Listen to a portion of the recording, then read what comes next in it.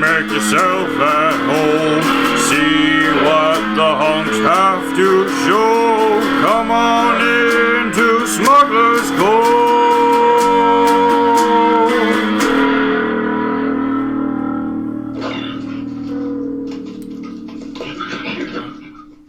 Aliens and Earthlings.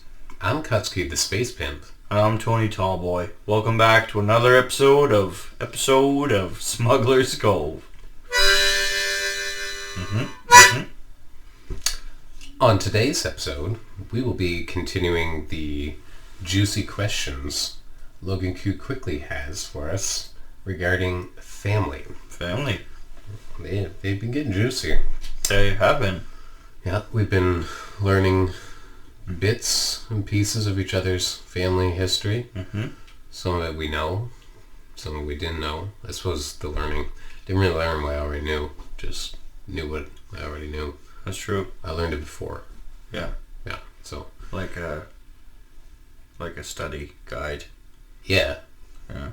Yeah, we already innately just took upon it ourselves to practice Logan Q Quickly's juicy question rituals before even knowing about his juicy question rituals.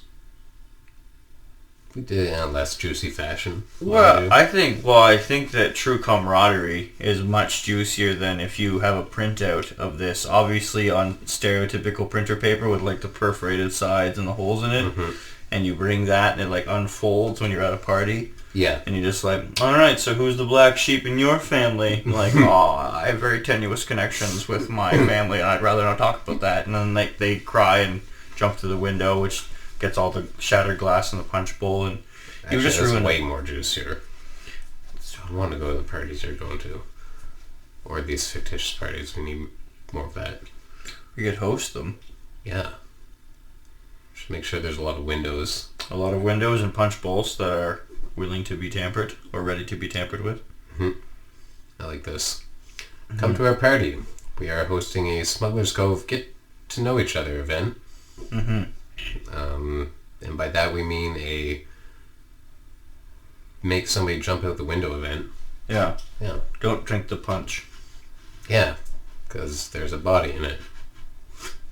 Yeah. A sad, depressed, isolated from his family carcass. There's just one person jumps out a window and another person just drowns himself in a punch bowl. Like, anyway, that's Smugglers Cove party. Smugglers Cove.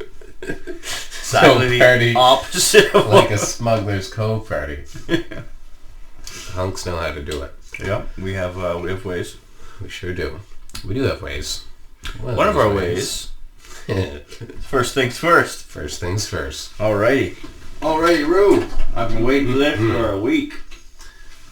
Me too, really. I got this last week. Cigar from my usual haunt, Prohibition. Prohibition Cigar Emporium. That's not actually what it's called, but to me, it basically functions as that.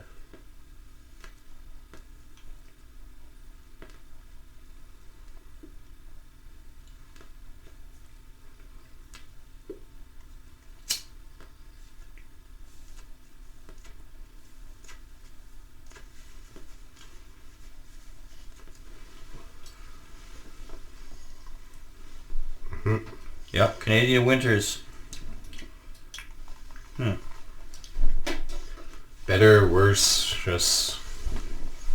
Where is it fall right now, ranking? Different. I think I might like it a bit more than the Smooth Sailing. Vanilla. Well, technically they aren't flavored. But the allegedly vanilla. I've been having an ongoing tobacco struggle. I don't know how big a fan I am of my current daily driver, John Player's X48 Full Premium. I was doing a bunch of research last night trying to find a brand that might be more suitable, and I came across a few leads, but nothing solid yet. I wish I could just order European tobacco to my door and not be charged like a whore for it. So That would be, I don't know, fucking rhymed and horse get charged. Maybe not with taxes, but taxes of a different kind. Anyways, so the cigar is a nice reprieve from the stresses of my tobacco conundrums. We'll get there. I'll get there one way or another, taxes or not. Yeah, so this one's a Beatty. I've had a Beatty or two before, and they sure do the chore, do the trick.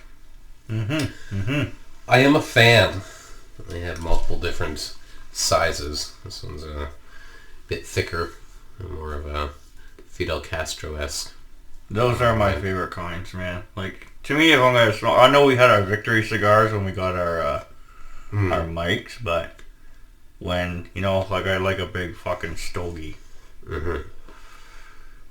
If you gonna do it, you best be doing it right. So, we have another segment. We do. It is called, thus far, the Liverpool Corner. I was gonna say that one, but I wasn't sure if that's exactly what we called it yet or not. I forgot. I like it. If a better one comes up, then we'll shift. What? And I'll just open it now to... Boom. That's the magic of the segment, folks. I've got to wait, and you've got to... Actually, they don't have to wait. Well, they do. Well, they don't. But... Yeah. They already know. They do know. They might know. Well, they might know. It's kind of a guessing game, I suppose, if someone's really into it. If you're not too focused on the beautiful vocals and wonderful bass strumming. Exactly. If you are a zoologist, you'll know that call rather immediately before we know this call. And if you've called it already, well, congratulations to you. Good for you. Because you not only know what it is, you know the future. Future that is yet to be determined. Huh. Look who came back. Zebra? Zebra again. Huh. Let go of your fear and know that you are safe and protected at all times. Zebra. Huh. If you will.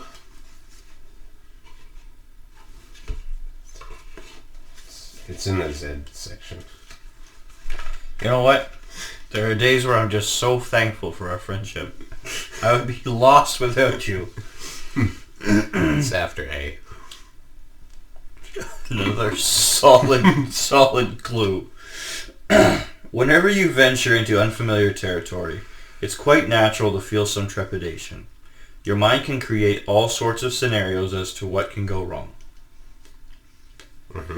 Doubts and uncertainties may arise, and paths can seem fraught with challenges and sometimes even danger.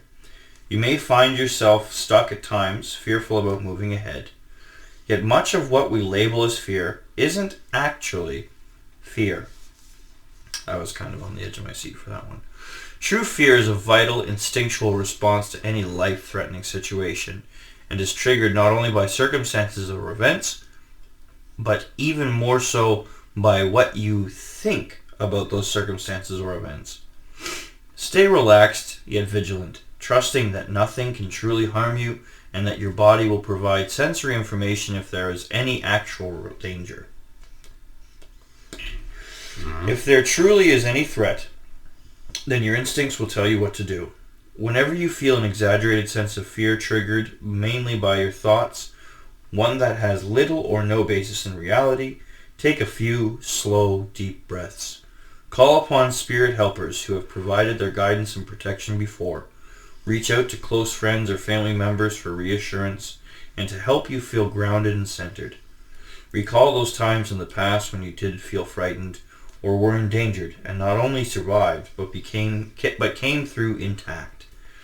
You can also relabel fear and instead call it excitement, as the two emotions are very similar in the way they manifest in the body.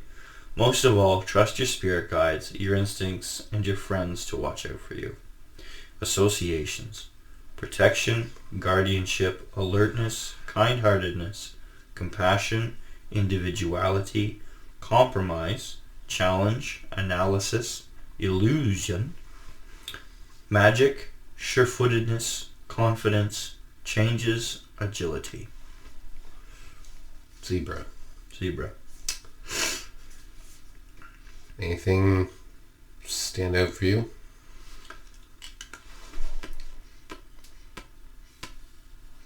I relight my pipe as I ponder, I suppose. What about you? What are you thinking? Not a whole lot. Let go of your fear and know that you are protected at all times.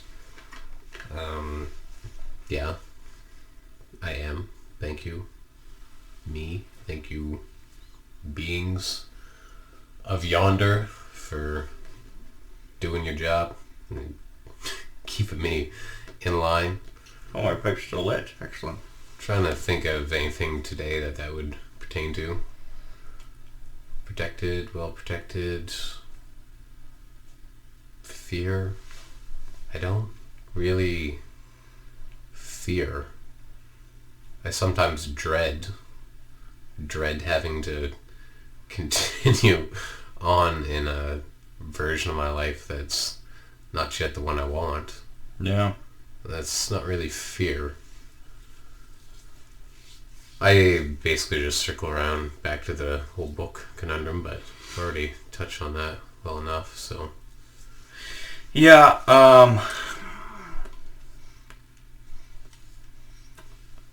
I'd say for as far as myself goes that maybe fear about slipping back into old habits or fear that I'm not moving forward fast enough. But so it kind of speaks to me in one sense. I will admit that when Zebra came up, I was like, oh, okay. And part of me was like, oh, neat. So, because I can't remember what we read about it before. And the other part of me was like, oh, okay, Zebra. Well, obviously he came up for a reason, right? It's convenient for our drawings. I mean, we don't have to... We're not adding to the unfinished list too heavily. We are trying a new thing tonight. I was a little bit worried about not doing two. It just in this sense of how I was feeling, I was like, I just feel like I can fuck around and do whatever tonight. Like, it didn't feel as much of a regiment. So to me, that's, I don't know, I guess I did fear. I was like, are we gonna, what's it gonna be? How's it gonna be? And we had a discussion last week and decided to just do one episode a week. Minimum. So this is where we're at. I guess the undefinite, I don't like that. I like either it is or it isn't. Yeah. But try to go with the flow, and then maybe if just going with the flow is like, that doesn't work because I don't like doing that with that, then it'll be like, all right, back to two instead of one, or just somehow... this is, I guess, where my fear comes up, because it's like, it's non-distinct. It's fucking ambiguous. We got to get through the first one, and then we'll use that as the contrast to determine whether that's the motif or not. Last week we spent about 10 hours doing the intro music. The first one came pretty easily, the intro song, and number 18, a banger. Y'all have heard it. And if you haven't, you should go check it out. Yeah, That's a good one. Go watch the episode for at least the intro. It's well worth your time, as is the rest, but the intros that we're talking about, and you'll dig it. And then it took us 6 bloody hours to get the second one out of us, and our conclusion, I guess, was kind of, maybe we don't do 2 episodes. Like, we talk about wellness, and we touch on it to a degree at least, and it was just kind of, are we going to be hypocrites here and just drive ourselves into the ground, trying to get a product out and not really taking care of our well-beings. And so we thought maybe one episode would be wiser workload and allow us the freedom to do some other projects. The drawings is something we've been a little slipping on a bit. We wanted to do a drawing for each chair card that we pulled, and yeah, we're both behind a few animals. So well, this week hopefully is a good week to get that fucking meerkat done. Mm-hmm. Just the friggin' skulls on them. I'm sure, yeah. I think my next one in line was zebra, but back to the zebra. Yeah. I don't know. I'm not really fearful of the drawings. I'm more fearful of the whether this is the way or not. Yeah, because and this is just maybe the spitballing is better off podcast, but so what I'm thinking, or what I'm just thinking, is because in previous weeks it was like, okay, we did the first one that was really good, and then we kind of had a gauge of like, what do we need to work on, whereas if we're doing one a week, right, there is a bit more pressure to be like, okay, this one has to be good. Yeah. I mean, like, logically that makes sense. I'm thinking, like, if the music hadn't taken so long, I don't think we really would have even questioned doing the two. Like, I'm almost like, damn it, the two was fun because we did the one and it's just like the hype led to the second one and ba-boom, ba-boom, we got it done. And then, I don't know if there was, what the hell the notion was, because we both felt like, yeah, doing one made sense. And now I'm like, I don't fucking, what the hell even was the actual issue? So that's where zebra took me, I guess. Not that. Yeah. I'll use that. Yeah, I'll use that in my outhouse. Save it for you. Yeah. There we go. Beatty, free paper, free 19th century, 18th century, 17th century. Toilet paper? I don't know. What century do you think it'd be from? 13th? Toilet paper? No, not 13th. No, that as toilet paper. Tobacco? Yeah. Is that like tuk-tuk era? Okay, definitely before they started smoking tobacco, because as soon as they learned they could smoke it, there's no way anyone was like, yeah, let's take that and wipe our ass with it. Like, I don't think a pot leaf has ever been used to, clean Fair. the rectum or any other orifice. If it has been, I would feel it's more in recent years. With the rise of fetishes. Yeah. That's where I'd put my money. Yeah, I suppose. Fetishes don't always make sense. They just are. And they happen. And that's okay. Yeah. Bottoms get bamboozled by bud plant. I don't know a B word for marijuana. Let's try. Bozanga, kids all smoking that. Oh, Bammer. Bammer? Don't give me no Bammer weed. We don't smoke that shit in the SFC. You don't know rap history too much. But that Mobb Deep. That's not a bad guess. It was a rap group. Opposite Coast. SFC. Wait, Mobb Deep was a rap group? Mm-hmm. Oh, so who was the lead rapper? It's pretty well shared. I feel like Prodigy might have been a little more... Wait, so Mobb Deep wasn't a rapper? No, Mobb Deep had Prodigy and Havoc. And originally Havoc was making the beats, but he would rap too. They would always both be on most of the songs. And then they partnered up with Alchemist. Alchemist's a white dude out of New York, and he did a number of beats for them. A couple different albums he was on. Then they eventually signed with 50 Cent's G-Unit label, and then Dr. Dre did beats for them on one album, Blood Money. So I know them quite well. I see. Followed the history. Prodigy is near and dear to my heart, as you know. So, but RBL Posse is the one who sings Bammer Weed. Don't give me no Bammer Weed. Bammer Weed's like bunk weed. Yeah. So The whole song's about just not wanting to be sold junk weed. Well, that's respectable. Yeah, Bammer weed. Yeah. Bamboozle the buttocks with Bammer Bud. Thank you, Dr. Liverpool. Mm-hmm. On that note, I believe I can entrust you yet again with the Wonderful Spirit Guidebook. And we have some questions by Logan Q Quickly. Logan Q Quickly. I'm so glad we got the monk jugs. I still kind of want to tie on, like, put string around the the neck. Fair. Jabu. Just bugging you? Yeah. Okay. I get an electric organ last week. It's weird. It's cool. I'd say it's weird because there's not many keys on it for any type of keyboards. I think least amount of keys I've seen on something, aside from like a MIDI controller. MIDI controller is like something you would use for making beats through a software. So some of them will have like a set It's of Mob, keys. isn't it? Mob? Yeah. Mob Deep? Yeah. That's what you said. What did you think you said?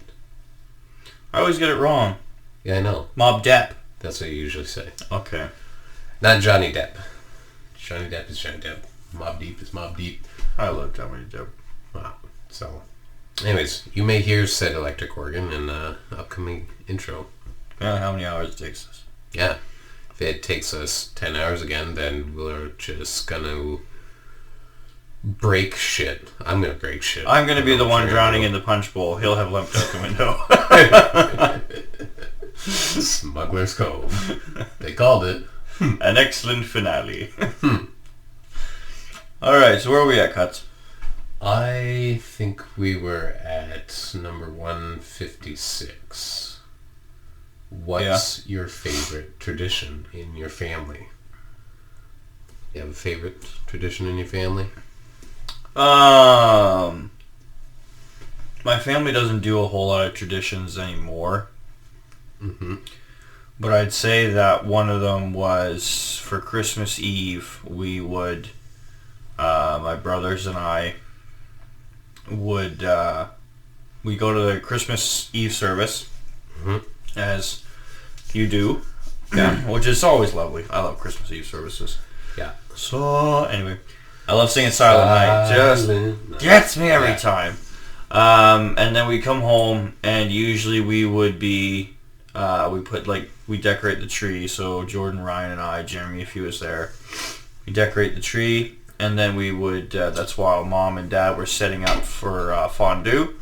And we'd sit around the dinner table and have fondue and chat and talk while the oil heated up, and we'd have like chips and dip and just chat and tell stories and get laughing. I'd say that was probably my favorite tradition overall. Nice. Do you have a favorite fondue meat to fondue? I do usually beef, because chicken is a bit more, iffy. Trickier? Yeah. I've only had fondue once. See, I'm going to be honest, it's the act of fondue I like a lot more than actually the meat. I don't know. I must leave my beef in too long. And honestly, I should just roll the dice on the chicken. Like, I'm drinking raw eggs. Like, I think it's about time I roll the dice on raw chicken, man. Yeah. Like, that's probably a coin flip that's going to come up here soon in the week. A chicken breast might be my punch bowl, but but yeah, it's okay. I think, honestly, like, if you had, like, a cheese fondue or something, that'd be dope. That'd be dope. I never knew that fondue was more like that fondue. I always thought it was cheese or chocolate. Yeah, no, a lot of people think that whenever I tell them, like, oh, we have fondue, like, oh, do you have fruits? Like, no, why would I put fruits in bubbling oil? Yeah, why put it? No, I got schooled. One time I was helping Diane clean out some stuff, and so we have this side porch, and it had a bunch of I mean, I would say garbage. It wasn't all garbage. There obviously was a lot of stuff, but I just gutted the thing to get it cleaned and the ball rolling type thing. Anyways, there was a fondue set in the mix, so I fucking threw that in there. I was like, I've never seen her eat fondue. Anyways, we still haven't, but Well, yeah, because you threw it out. No, well, yes, but when I say throw, I brought it all to Valley Village. The stuff that was, of course, donatable. The garbage was put in the garbage, but the stuff that was good brought it over to the thrift store, and then I get home, I'm all proud and waiting for Diane to get back. And Diane gets back, I'm like, look, clean it. Oh, that's lovely, blah, blah, blah. Where'd the fondue set go? I was like, to the thrift store. Like, the fuck you need a fondue set for? She's like, I love that fondue set. She's like, I told you when you were cleaning this out to not throw out those fondue plates. And I know that she said that. I just was like, gosh, when are we going to have fondue? So, I mean, in a way, I'm still... my prophecy is correct. When are we going to have fondue? Now we're going to have fondue. If she sees this, just to be like, prove a point, make me eat my words. But up until now, I'm still right. However, even though I'm right, I had to go back to the thrift store and retrieve said fondue plates. So, to tell this accurately, I was like, they're at Valley Village, blah, blah, blah. I'll go back, I'll get them, yada, yada. She said, no, I'll go back, I'll get them. So she goes and she gets them. Comes back, she's like, yeah, they were completely cool about it. It was fine. No, you can't have them back. And then she says, where's my fucking, I forget the name of this, but it was like, where's my Voltron 2000? I was like, what in the fuck is your Voltron 2000? So she's like, it was a bug zapper. I was like, a bug zapper? She's like, yeah, it was in a box. I was like, did the box look like shit? Like the box that got rained on and so it looked just dumpy? And I was like, oh, I donated that too. She's like, that was like $400. I got that at Canadian Tire on sale. It's like the highest end bug zapper you could get at the time. I went back to Valley Village and retrieved the Voltron 2000. How many times have just poor downtrodden husbands gone back to Value Village? I threw out things my wife still wanted. We got you, bro. Yeah, downtrodden is... what's the word for, I'm fucking punch her in the face right now. It's stupid. Angry? Livid. Livid, yes. Livid husbands. Yeah. Livid loving husbands, because if I was not loving, I would just be livid, and there'd be no Voltron 2000 in my house right now. So it's here. We're here together. Yeah. So that was fondue. And the other reason I asked what meats do you fondue is because at the IGA in Dieppe, they have a big fondue section, and they're almost thick pepperoni slices ish, and they had kangaroo, they had snake, they had fucking the other one, camel. Wait, what? These are actual meats? They're actual meats. At IGA? At IGA. Where's IGA? It's the co-op on your way to work. Ah. Yeah. It's snake? Snake.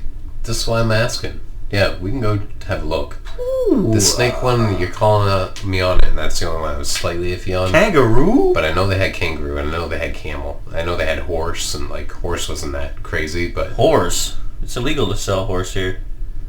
It's only in Quebec. Go to the fucking IGA. Yeah, Quebec, because they bring it in from Quebec, and I think the IGA lives as its own ecosystem.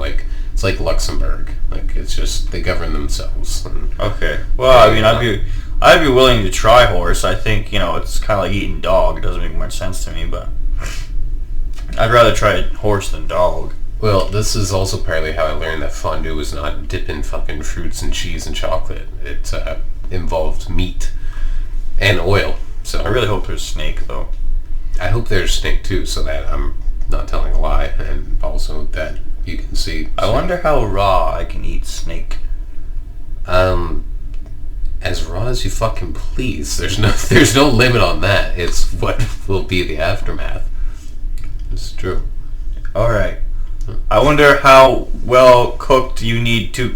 Yes, you know exactly what I mean. I'm not working through the wording to... You could eat snake off the vine, my friend. Oh! So what are some fun traditions in your family? You probably heard me talk about this already. Pizza night. Pizza night, almost every Friday, we have pizza at my mom's place. My sister and her man usually come over, and my nanny, she'll be over. Whatever family's in town, they're welcome to come over for pizza night. I've had friends come over.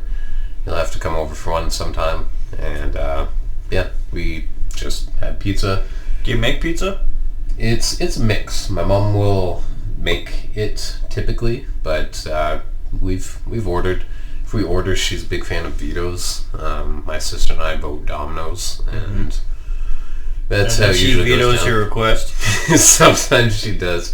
Then we just sort of get our own pizzas now. And just get together, play cards, and it's a good time. That's my favorite tradition for sure. Number 157. What will always bring your family together? Fondue. No, because it's only Ryan and I that go now. It's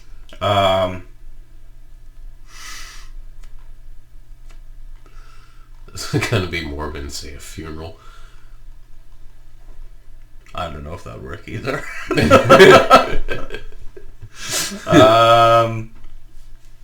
I'll say the kids. Mm-hmm. Closest I can get. It is fair. This My is brother's kids. almost like a question for like a movie. Yeah, like or an anime. anything Like, fictitious. it's magical. Like I'm picturing Air Bud. Like Air Bud goes missing. It's like nothing got the family together. Like when Air Bud fucking ran away to get a new uniform to pick his jersey up from the dry cleaners. Didn't even run away. My family, pizza rolls. Pizza rolls is a thing my mom makes. Yeah, pizza. I mean, Yeah. pizza period, but pizza rolls. It's like a egg roll filled with pizza stuffing. Oh no, we've talked about. Yes. We went through the whole Parley and Justin and pizza rolls. You know, the viewer. For a quick recap, it's just basically an egg roll with some pizza stuffing in it, pepperoni, some cheese, some sauce, bacon, something like that. I've seen people make them now, but originally when I was a kid, like young, I never heard of anyone making them except my mom. Of course, showed them to my friends. They love them. They're so damn good. I mean, if you like an egg roll at all, and if you like pizza at all, no brainer this is. And my mom pretty much just makes them around Christmas time, so it's like when she's got that batch fresh done, we're there that night having some pizza rolls. And if she would just out of the blue make some pizza rolls and I don't know, fucking summer, we'd be there, no question. So like Air Bud, pizza rolls bring my family together. It's beautiful. Mm-hmm. Did Air Bud talk? No, he was a dog.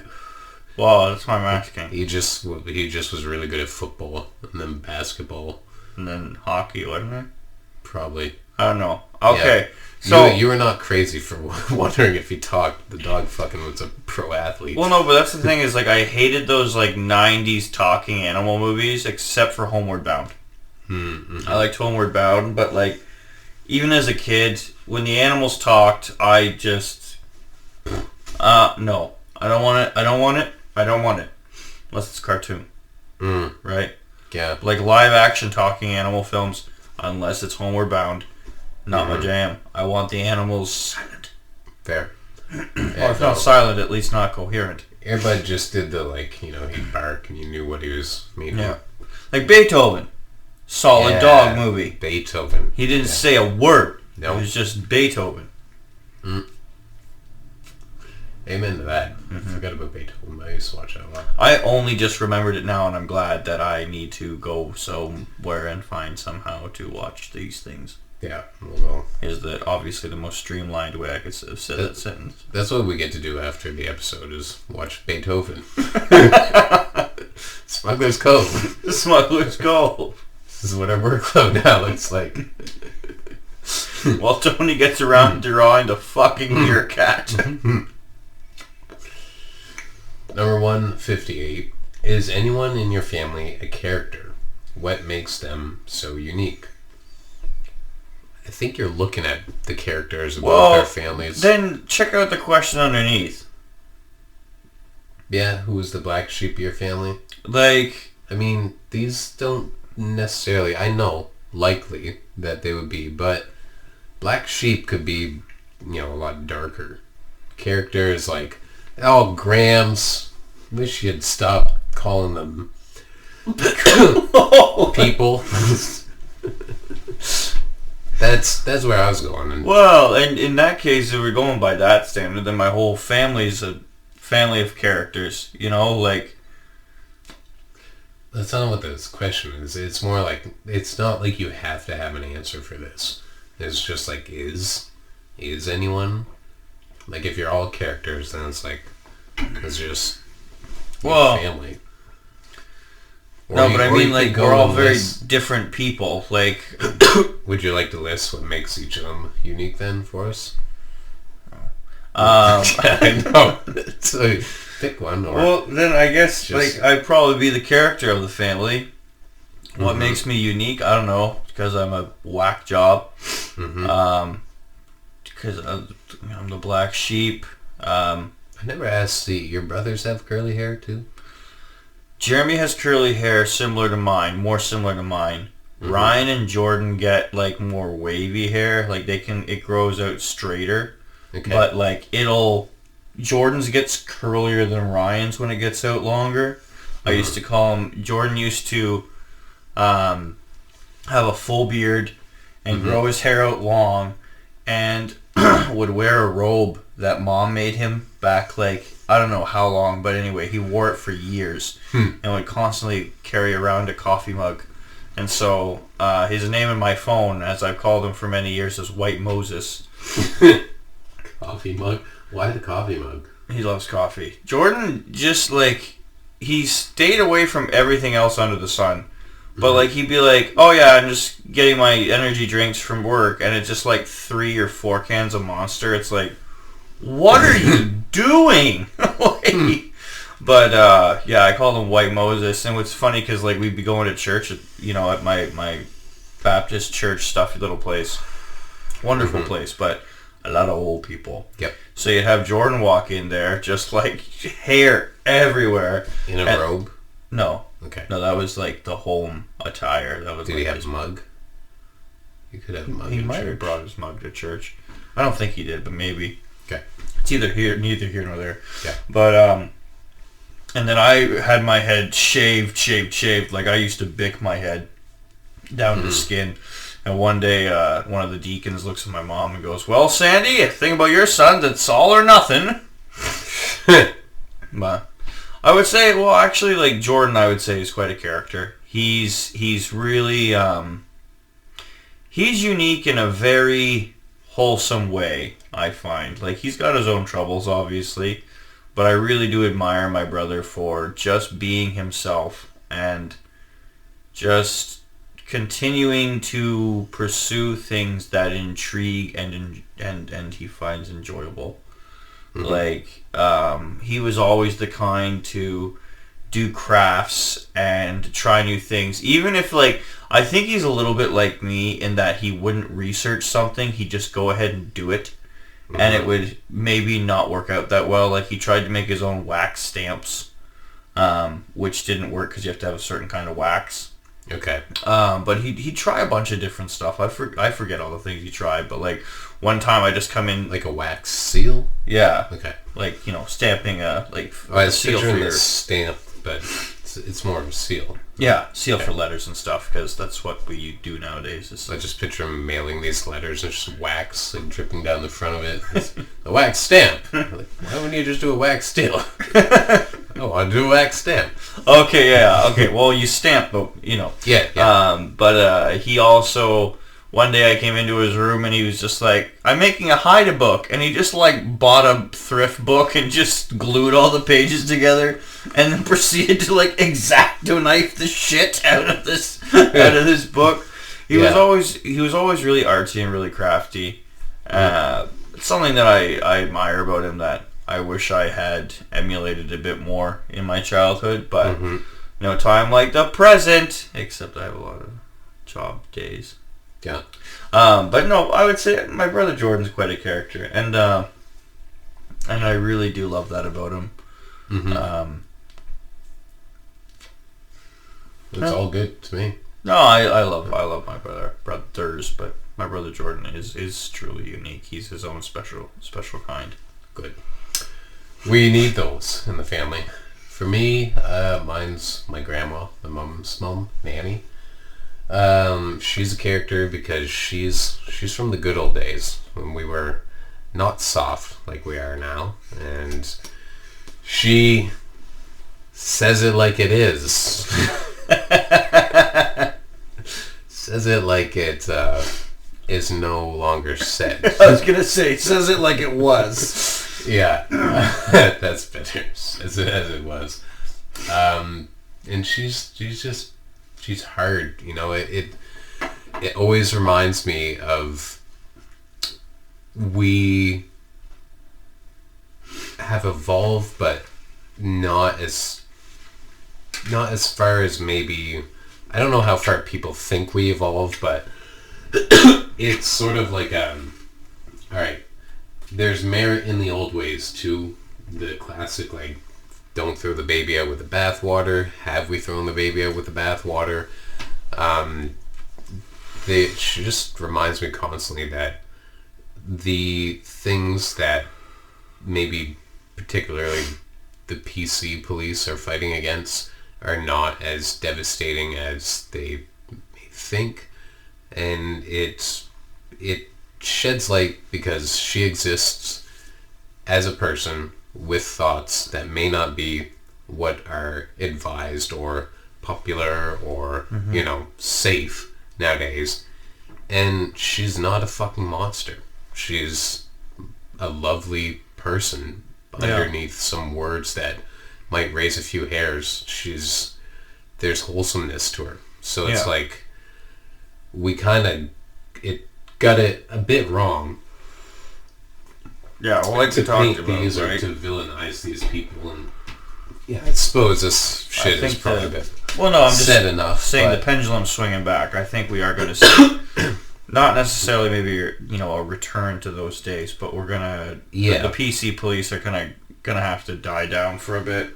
That's the truth, and so I guess just seeing her be the way she is and exist perfectly fine and unhindered by any of the progression, it's like, this is just refreshing. Be yourself, be whatever the hell you want to be, and say what you want to say. If if you really say something bad, you'll get a fucking slap on the wrist and you'll know, you'll just learn. But she is a character for sure.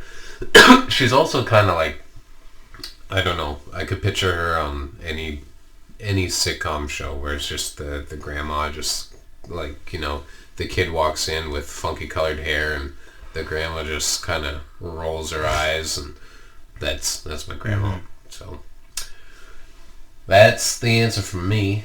159. Who is the black sheep of your family? Tony, you the black sheep? I would say I'm the black sheep, yeah. Not even just for the way that I am, but also just when I was born, right? My brother Jeremy was telling me, it's like, I'm not really the baby of the family, Jordan is, because of the age gap. Yeah. I'm more of the second firstborn, is the way he says it. Which brought about, different parenting choices. Like, I didn't go to school where my brothers went to school. I had to go to the academy instead of going to Moncton High, which I was so distraught about. That one still kind of not bothers me, but it's like, Man, knowing what you could have had. well, like, having a school where I could have just disappeared into, you know what I mean? Like, I know that obviously public schools are a mess at times, too. And I kind of wonder, like, obviously everything happens for a reason, so I can't be like, God, why? But, like, I sometimes daydream about, like, what would I have turned out to be if I'd been allowed to go into that large of a social group. Yeah. Right? Because I was in a very monitored, very supervised, corralled environment. Instead of kind of like, you know, I definitely would have engaged in more mischief, is my guess. Yep. But I think I would have learned a lot more things at the time too, you know? Because do you also, or do you ever think of it in the light of, alright, I was put into what I was put into, and what is it that I gained from it that I wouldn't have had I been in what I, you know, theoretically could have been? Mm-hmm. Like, what is it do you feel that you've gained from being in academy as opposed to your brothers?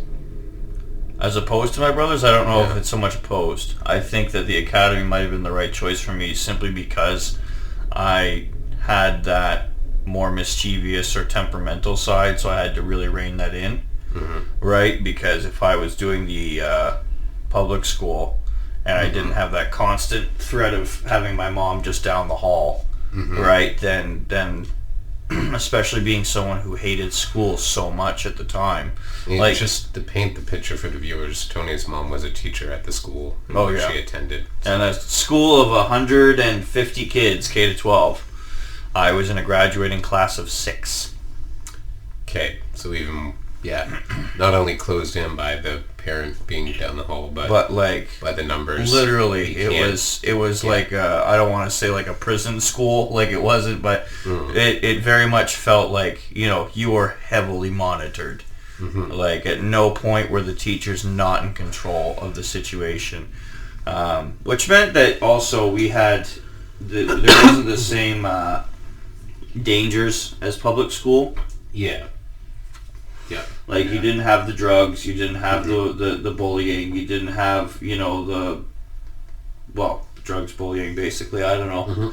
Other dangers of public school? I don't know. Maybe sex would be a little less encouraged there than, not like it was encouraged, but... Well, yeah, definitely wasn't readily... Oh, I've heard stories about high schoolers that were older than me going off and doing things that were, you know, seen as inappropriate, but... Do you care if I ask, like, did you lose your virginity out of high school? Like, no one in that high school. Nobody. No one in that high school. No, because that's a big thing, a big pressure I felt in high school to just lose my virginity. Yeah, we didn't have the same kind of pressure. We had the opposite. Like in high school, it was like, in school it was kind of, sex itself. I mean, a Christian private school, sex being a faux pas. Well, who would have guessed? But it was kind of those like, you masturbated? Like, what? Okay. Like, there was, like, one of the dumbest things I think that came out of Christian school was, like, if you masturbated, you were gay. Like, that is certainly some logic. Like, was that something the teachers taught? Or No, that was the myth around... That was amongst... Okay. No, we didn't talk about masturbation with the teachers. Especially not my mom. That was not a subject that was ever broached in school. But we had, you have to also understand that, like, our curriculum was heavily, we had our curriculum shipped in from the States, from the Southern Baptist states. So we had, we shall say, biased information coming in. Yeah. It was interesting, but yeah, no, there was literally negative pressure on losing your virginity. Yeah. Which, you know what, is I do like that, because the whole losing your virginity thing, shouldn't be a pressure, right? Because then if you can't attain it, Yeah. like if you can't, that's like then you really are setting kids up for insecurities because like, oh no, you didn't get laid. It's like, oh no, because that'll never happen in your life. Oh yeah, I watched it go down. I mean, for Yeah. me myself, it was obviously a stress, and when I finally did, it was like just it wasn't. I was so just like, all right, finally, this like mark of shame is lifted from my name. It was like I did enjoy parts of it, but it was definitely like a 50-50, like, all right, cool, like having sex, but also like, thank God I'm no longer a virgin, and just Really? it stressed me the fuck out for sure, and I was glad to be, because I did feel like it was, and I did feel the pressures of just, you don't want to be a virgin, like blah blah blah, and I'd see kids that were, and you know, maybe stigmas changed, but there also was a clear like I don't know, like it's almost like in the wild, you know, like the ones that aren't getting picked are not gonna survive, and it's Yeah. kind of turned Yeah. out to be that way as Well, especially time with gone on. high school gossip, I imagine like. What I'm talking about is like a longer picture of like the kids who didn't get laid in high school, who they became after high school. Mm-hmm. There, if you take it back to that, like in the wild analogy, if you don't get picked, you fall behind and get eaten, washed up, however it is. There's a bit of that has befallen those who did not get the nookie. So that's interesting as humans, you know, as civilized and advanced as we are partly just still creatures. Yeah. And yeah, and I guess, well, obviously I asked because I was curious about the schooling, and I do get curious too of, because after you left, you're basically regimented boot camp Nazi, not really Nazi, but No. Once you left there, you kind of you were able to, you know, put the foot on the throttle.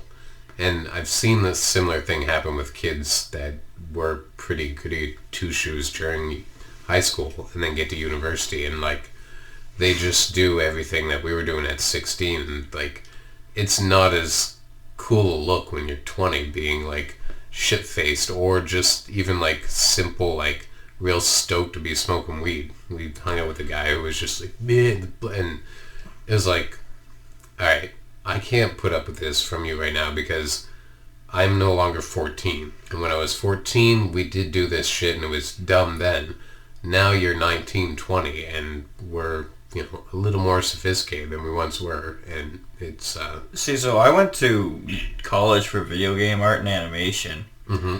So I think that I did, like, because with my class, it was still like, no, you get stoked to smoke weed and to drink and get drunk. Well, I mean, it's also college, right? So like, Yeah. that basically, I know that for me, when I went to college, it wasn't so much, I forget what you said, how particularly you worded it, but for me it was like, not necessarily a pressure or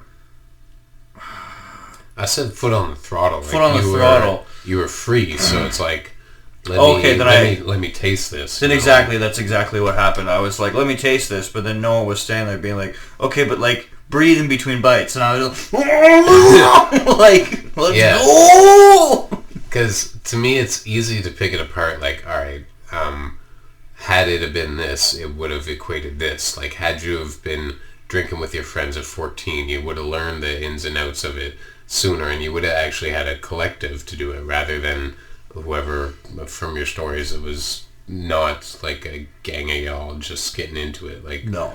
when we were drinking, it was, parties were always like 20, 30, 40 of us, and so you kind of collectively learn the ropes. Just think like 20, 30, 40, like that would literally be my whole high school. Well, that's, yeah. Yeah. So, because what I'm saying is, we can do all the hindsight of like, if I, Mm-hmm. but what I think is the more interesting and probably the harder to do is like, what is it that I gained from, and is that something you only get to see in a longer view, like when you're 35, 40, like what is it that actually for you as you, the Christian school just avoided, like perhaps it was like mischief that you would have got into that would have been life altering, perhaps. Because I do that a little bit with moving from Campbellton to here, and who I was here in Moncton, I could not have gotten away with that in a small town.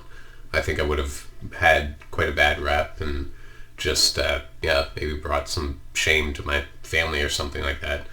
So in a bigger city, I was able to, get a little more wild because, I don't know, just I wasn't the only one getting wild or getting that wild. And so I think about that a little bit. So I'm like, all right, what Moncton gave to me then was the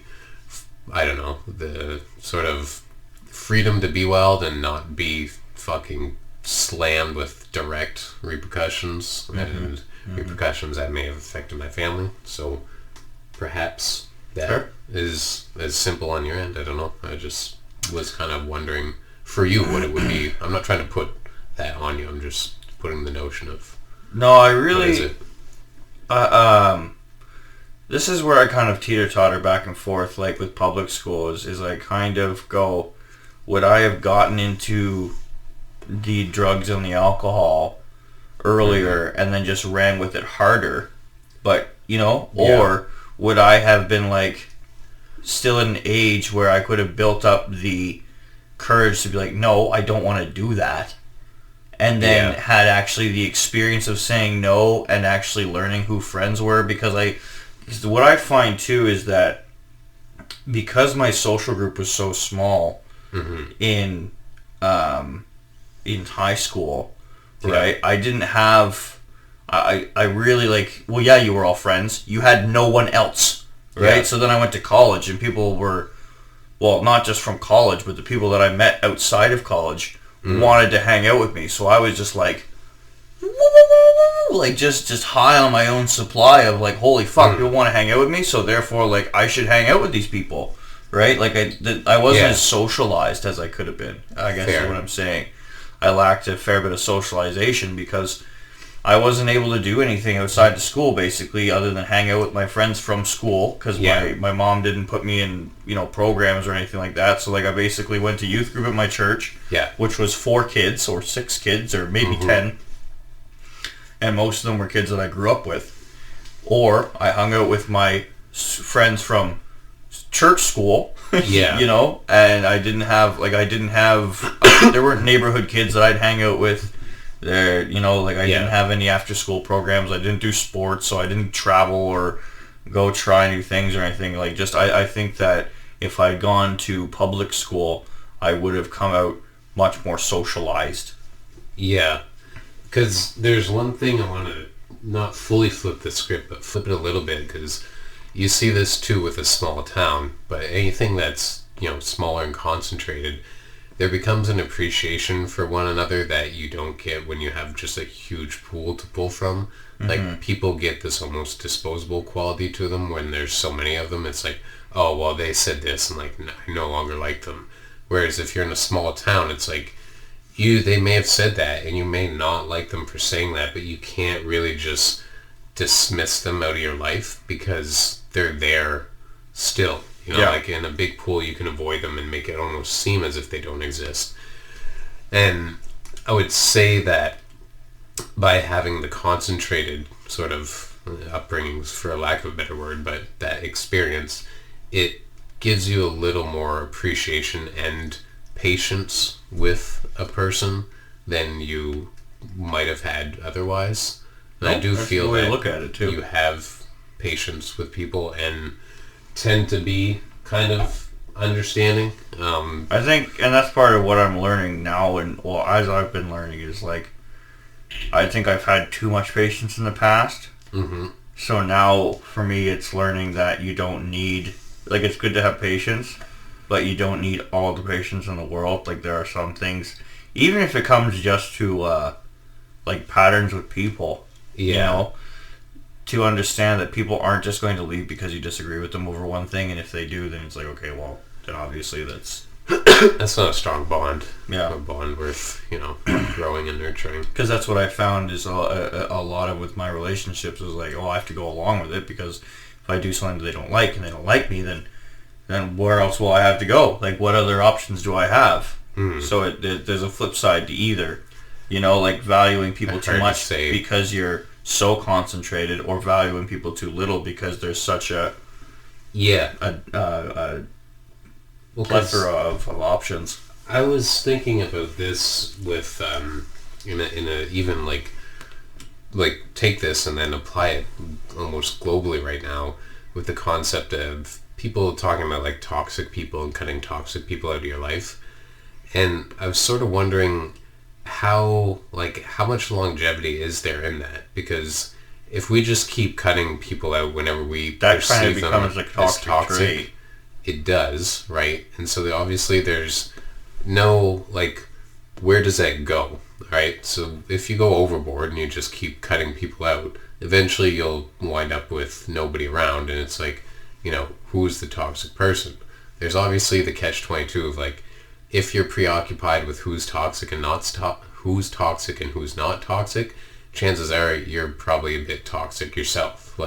If that's in your mind and sphere, you are probably dealing with that on a, I'd say daily basis. Just sounds stupid, but basically you're dealing with it in your life. But if we flip that and say, well, no, you should learn to love or learn to understand and learn to be able to connect with a person no matter what, right?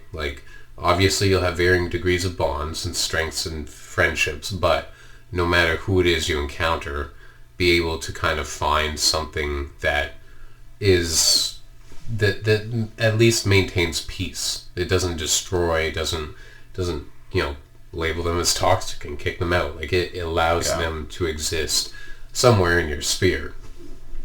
That to me is I think that's pretty obvious that is the way going forward that has longevity and will prove to be useful to us all, rather than just oh, you're this way, done, toxic, whatever, blah blah blah, kick out. So because I'm thinking of you and thinking of your interaction with people, when we go out and about, you talk to anybody, right? If we take Janelle, for example, we met Janelle. Janelle's awesome. We kicked it off with him and we just were there chit-chatting. I know some people that they would just be mad that I'm there talking to somebody that it's you don't even know this guy or some shit. There's people who behave this way and they are more, on this toxic spectrum of just why don't they too have the courtesy to just, you talk to anybody. I mean, if it's cashiers or just some person that you meet, you met one of my friends today at Valley Village, you sat there, talked to him with which could... Well, I listened, but that's kind of what I'm getting at, right? I didn't feel a pressure from you of Jesus, when's Caleb gonna shut up? And that one's not as good of an example because John actually is my friend and I get to see my friend, but I'm thinking more situations when we're just out and about and we talking to people. And that to me makes the world better because it's encouraging, it's fostering just at least peacefulness. A connection might be too strong a word, or just... Well, no, I think connection, it only takes a small connection in order to make someone's day better.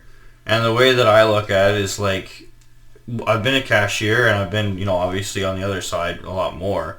And it's I'm grabbing a pack of smokes, it's 5 a.m, I can't ask this guy about his day. What rush am I in? Yeah. If I'm rushing to work and I'm grabbing a pack of smokes, I'm oh, how's the day going, buddy? Dope. Next original regulars, please. 25s. Sick. You have a good day, man. Stay dry, stay warm, and peace. Yeah. But if, I'm walking into a gas station at 5 a.m. and asking for a pack of smokes to talk to Jacob for... Yeah. Well, I've had times where I just hung out and talked to Jacob for an an hour or 2 hours and just be like, all right, I have to go home now, man. Like, I'll see you later, buddy. No, because I'll find myself in that position too. Like I talk about my friend Up and Smoke. I love seeing Chris and chit-chatting with him and just whatever. And sometimes I do stay in there like 20, 30 minutes just gabbing. And yeah, I guess I was just sort of wondering if the upbringing of having like a concentrated facet rather than an abundance plays into that, or is that just inherently who you are? I know it's kind of chicken and egg-ish, but no. Does one beget the other, or was it just fitting for you were that already? I don't know. Yeah. I think there was a point where I decided to talk to people more. I don't know if it came out of me being like, I wonder how this person's day is going, or if it just came out of me being like pushing myself to talk to more people, because I am pretty shy. Nobody believes me when I say that, but yeah, I do. I'm better at it now. Yeah, but like if I meet someone new, yeah, like I will. Funny thing enough, like I'll talk if I'm in a friend group and someone new comes into the friend group, I'll stay pretty quiet. But give me a cashier, like I'll ask them about all their stuff. Like when we're getting a cab home from work some nights, it's like, Tony, are you sitting up front? Like I have to chat up the cabbie, okay, and it's. And that's basically like my job. Is like like everyone else is sitting out back, like just talking and hanging out and having a good time, and Tony's up there talking to whoever is unfortunate enough to be driving us to wherever ramshackle situation we're going. Because there is part of it where there's far less stress on like a fleeting almost stranger, like a relationship with a. Because there's not the implication. Like if somebody comes into your friend group, it's like, all right, I kind of either have to impress them or I have to, like, be cool so that my friend seems... Like, not that people literally think these things. Maybe they do. I'm not saying I do. I think subconsciously it might be rather common. There's kind of that instinct of, like... There's an added... Because I know the two friends that have been introduced to my friend group, it's like, I'm just nice to them right away. And it's like... I do it, and then obviously I reflect on it. I'm like, you know, do I like that person as much as I did, like, or as much as I might have portrayed? It's obviously not necessarily bad that I was nice to him. Like, that's not the end of the world, but it's just interesting because it's almost more authentic if I, you know, get a cab or you know, in some shop and I start chit-chatting away. Like, there's no pressure on it for it to be something more. And is that like freedom kind of like fostering of a I think sharing it helps. I think it helps to work on your conversational skills. I know that specifically dealing with new people in my friend group, like if someone new comes into work, I will not talk to newbies for probably couple weeks or a month about anything other than work.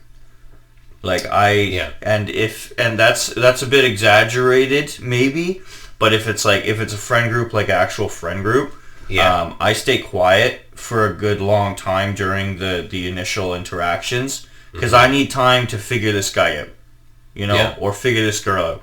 What's she like? What does she like? You know, what's he into? Figure out what his sense of humor is. Like, because to me, as I've said, I'm pretty socially inept. So I've got to figure out where the landmines are and where the tripwire's at. Like, you know, like I'm breathing smoke on the ground, trying to figure out like what's going on here. What can I say? What can't I say? And part of that is from me being, you know, when I'm not so confident and I want to impress people, I guess, and like make sure that I'm okay. Yeah. You know? Instead of me just being myself, which I am working on. I find I don't worry about so much anymore. Yeah. Because, you know, like I am just more confident being myself. But for a very long time, it was very much that I would stay quiet. Now, a lot of the times when I'm introduced to new people, I stay quiet because what the fuck do you have to offer me? I'm flipping my coin. What's with the coin? I'm flipping it. Like, I like flipping a coin. Like, like, what's with the coin? Oh, what's with the skateboard? I skate. Like, you know, like... They're gonna ask, I mean... Well, no, but, like... Yeah. What, I'm not as bitter about that type of shit as you are when you say that stuff. I get... Listen, my niece, who is 7, should know how to ask better questions. Do you like flipping your coin? Now, have I said this on the podcast before? Yeah.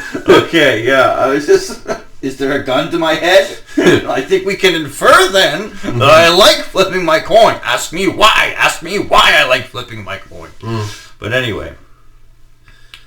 Yeah, because that's the other... I say this is one thing I feel like I've learned as I've gotten older. Maybe in the last couple of years, it's really dawned on me that how awkward conversation can be for other people. To me, I don't really feel like there was maybe a period where I was not into it, but it was because I was dealing with my own shit so heavy. It wasn't that I hated it. It just, I was so preoccupied with, like, fixing me. So, aside from that period, I've always enjoyed shooting the shit, gabbing, like, anything that we just described. If it's a person I don't even know on the street, or if it's a friend, like, love it. But what I've noticed is that it's not that for other people. Sounds like an obvious thing, but I'm thinking of different experiences at the skate park, just talking to people, and sometimes the conversation is just kind of like, it's almost like two 13-year-olds on a first date or something. Like, it's, we both want to have the conversation, and if it is that the other person is like, oh, why are you flipping your coin? It's like, no, they want to have a conversation. Like, they're not trying to be like a pester. It's like that's the best they can come up with. Like, and that's fair, and I wouldn't rant at them. I wouldn't rant at them like I rant at my niece. It's just that she asks a lot of dumb questions sometimes like that, and I wanted to grow up asking smarter questions. But that's a very good point, is that is them reaching out, which doesn't bother me so much. No. I also just have a super low tolerance for dumb people at bars, which is where I get asked the dumb questions a lot. Yeah. What's with the coin? Or you're reading a book? Or what you reading? Yeah. What you reading? Apparently fucking nothing. That is the place where that shit, does get more on the annoying spectrum, but also it's like, you know what I'm going to say.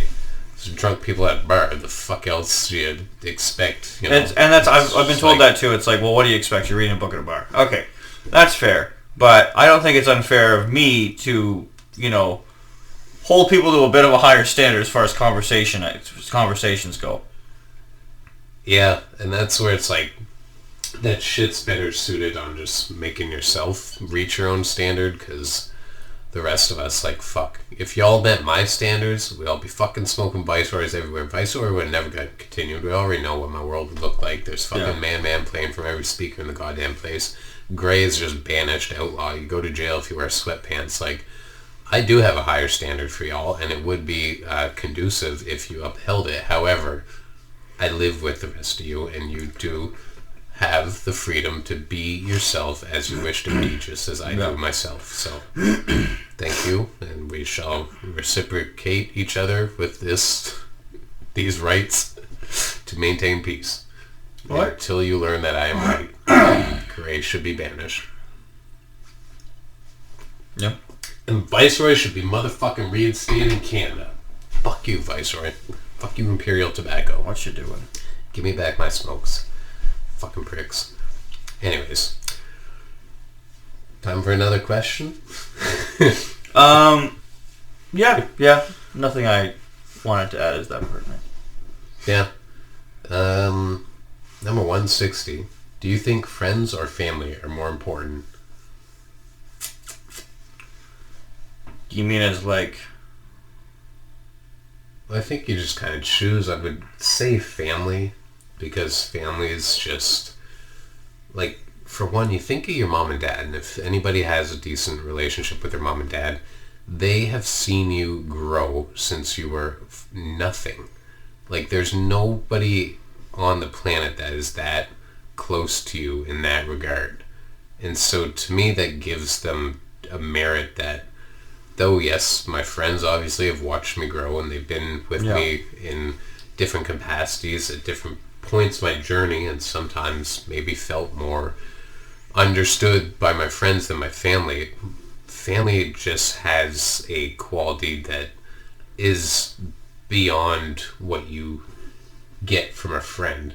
Well, and exactly, seeing someone grow, like when your parents, because even with my nephew and my brother's kids now, right, it's like you were doing, there were habits in your behavior that you exhibited before you could walk that I can identify in your personality now. Yeah. Like, I will forever know my nephew as this 8-year-old boy that I'm teaching to flip a coin. Yeah. Right? When he's 30 and I'm probably dead, I will remember this kid flipping a coin, you know, like it's, and remembering these characteristics that are going to manifest themselves later on in life, which is, you know, like, and that's why why I'm so much more of an authoritarian figure or a disciplinarian with them, because I see behaviors and I'm like, no, I know where this is going. Like fucking change tracks. Like, come on, kid.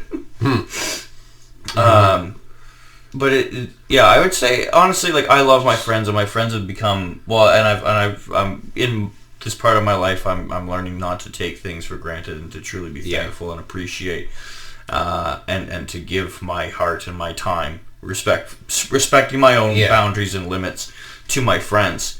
But family is such a building block. Yeah. You know, like, it is such a foundation. So this is really not even a fair question. Like, it's both, you know, friends.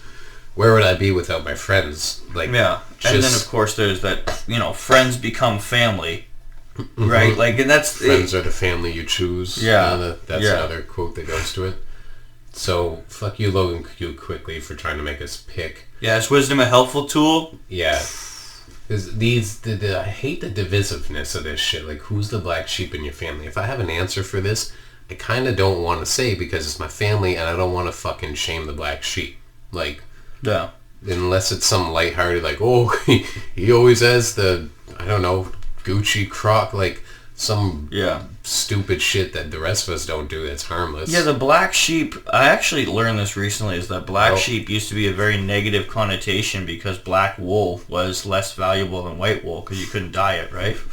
Who's the black sheep? Well, my uncle touched us all as kids. I'd probably say him. Yeah, he's in jail now. Yeah, he's not allowed in the pen anymore. He's too busy being in the pen, if you know what I mean. Yuck, yuck, yuck, yuck, yuck, yuck, yuck. Fucking Christ. Alright, number 161. How do you deal with arguments in your family? Oof. I win them.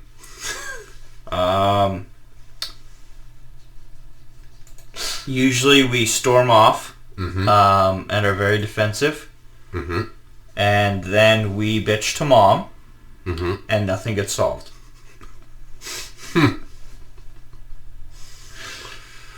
And that's basically how things go. There's not a whole lot of, like, my family is, as much as I love them, as much as, like, we're growing closer over the years, it is not the most communicative family. Yeah. There are those of us that shut down, and there are those of us that explode. Sometimes those are the same people on different days, and it's a sad on reality, but it's something we can work on. To communicate effectively when your consensus on truths do not align.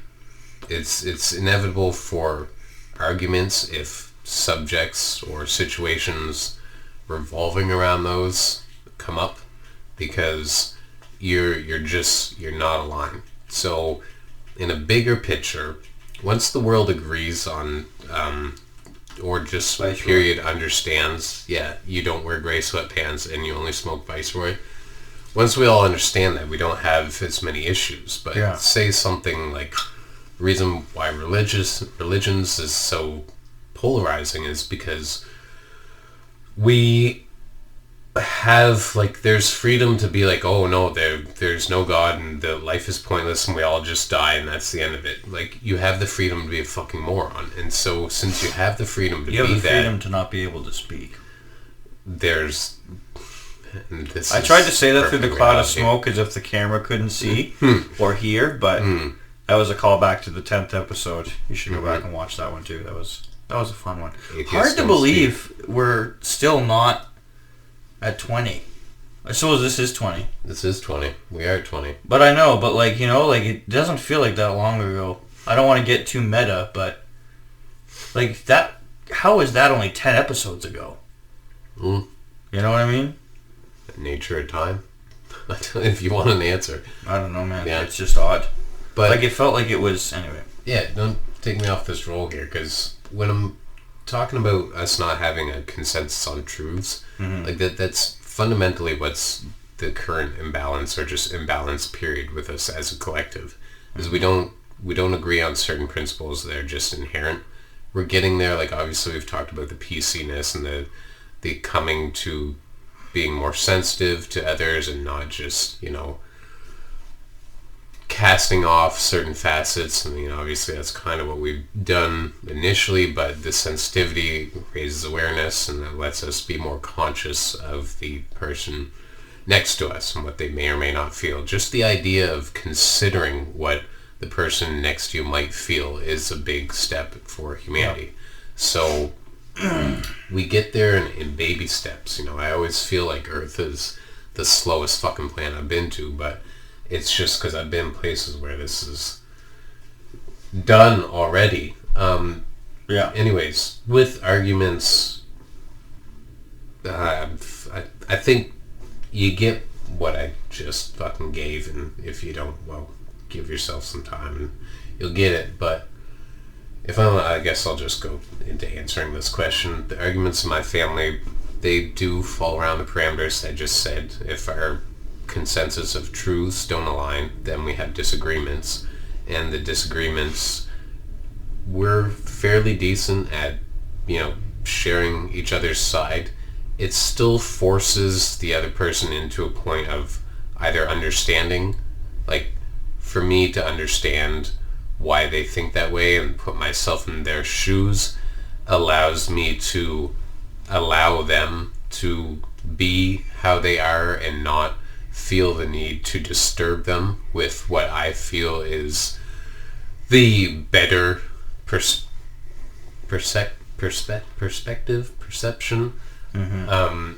So for me, when we get in arguments, it really does force me to go and understand how what they're doing, even though I may think it's wrong, is actually right for them. And so it forces me to grow because of what I do on the back end. Now, the other side, I don't know that they do that work on the back end as much, because there's the, like, irony almost that if they did that work on the back end, they'd come to see it my way, and then we'd be at a, you know, we'd grow. So that's the best way to handle an argument, is to see each other's side. See it Caleb's way. Do it Caleb's way and see, but there is a lot of, you know. No, I get what you're saying. I will proudly stand on that hill, but that is not exactly what I'm saying. No, I get what you're saying. Also, I keep bouncing back to, like, how polar opposite that is to how my family deals with things. Because there's a lot more there's just a lot less understanding. There's a lot, like I said, there's a lot more vulnerable. Well, I didn't say I would. There's a lot more vulnerability and insecurity, I think, and defensiveness that goes on instead of just working through it. My family just gets, I think, offended, but then worries about lashing out, so then they withdraw. or they lash out, and then that really forces the other person into a corner. So either then you just it's it's good to do things Caleb's way, absolutely, in this regard. Reflect on the other person, put yourself in their shoes, and really understand how, even though what they're saying may be just fuck to you, understand how it is the best for them currently. You got to understand a person where they're at, not where you want them to be and where they could be. Understand them for who they are. They're standing in front of you, not the version of them in the future that hopefully comes to be.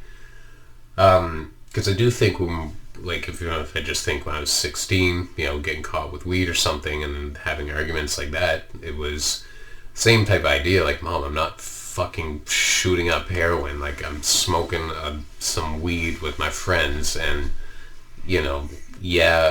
technically we could be out fucking building a handicap ramp for senior citizens, but leading blind hamsters around on walks, it's unlikely, right? Yeah.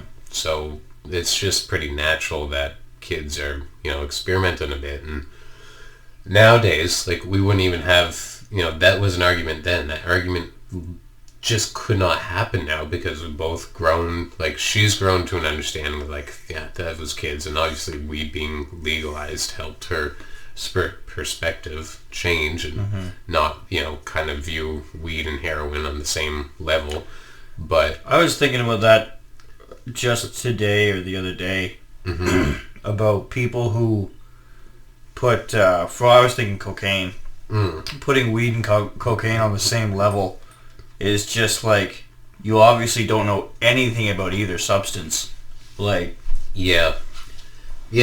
but there's I'm gonna bring up just one last little oddity of that argument about weed, and my mom coming around to it at this point, the idea that we'd never have that argument at this day and age because of how we've A, grown, but also how B, society has grown. And there's this irony that when I was there, kind of bummed that she was saying the shit she was about weed and treating it as she was, is like, I was right, because I knew I wasn't doing what she thought I was doing. Like, I wasn't sabotaging myself detrimentally with irreversible long-term damage and, like, going down a path that was just going to destroy my life. And it took the world legalizing weed for the perspective to change. And it's like, well, I guess I was just, like, ahead of my time. Sounds so fucking lame. I was just right at that point in time, but in the obviously in the authoritarian fucking captive dynamic, it doesn't fly when you know what's right and they don't. So you're still under thumb. That's about what I wanted to wrap on that.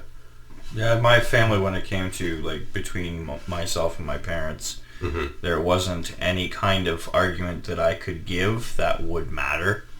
Like, there was no considering my point of view at all. It was only what I'd done wrong and that I needed to see their point of view and that my point of view was obviously flawed. Yeah. Like, one instance was, I remember I was using my mom's laptop to rip Korn CDs so I could put them on my phone or my MP3 player. Yeah. At the time.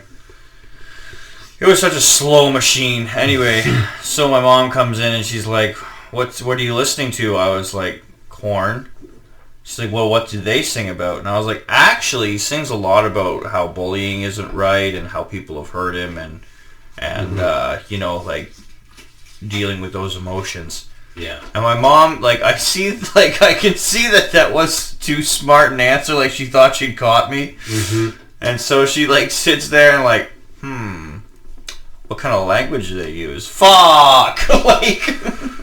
Why do you want to do this? Why do you want to do this? Like, it's just, it was one of those, kind of like the Facebook thing. Yeah. Like, just looking for something to be wrong because she knew it was right. And I'm not saying this to disparage my mother, but just, like, did not consider my point of view whatsoever, which I'm sure led to no psychological trauma.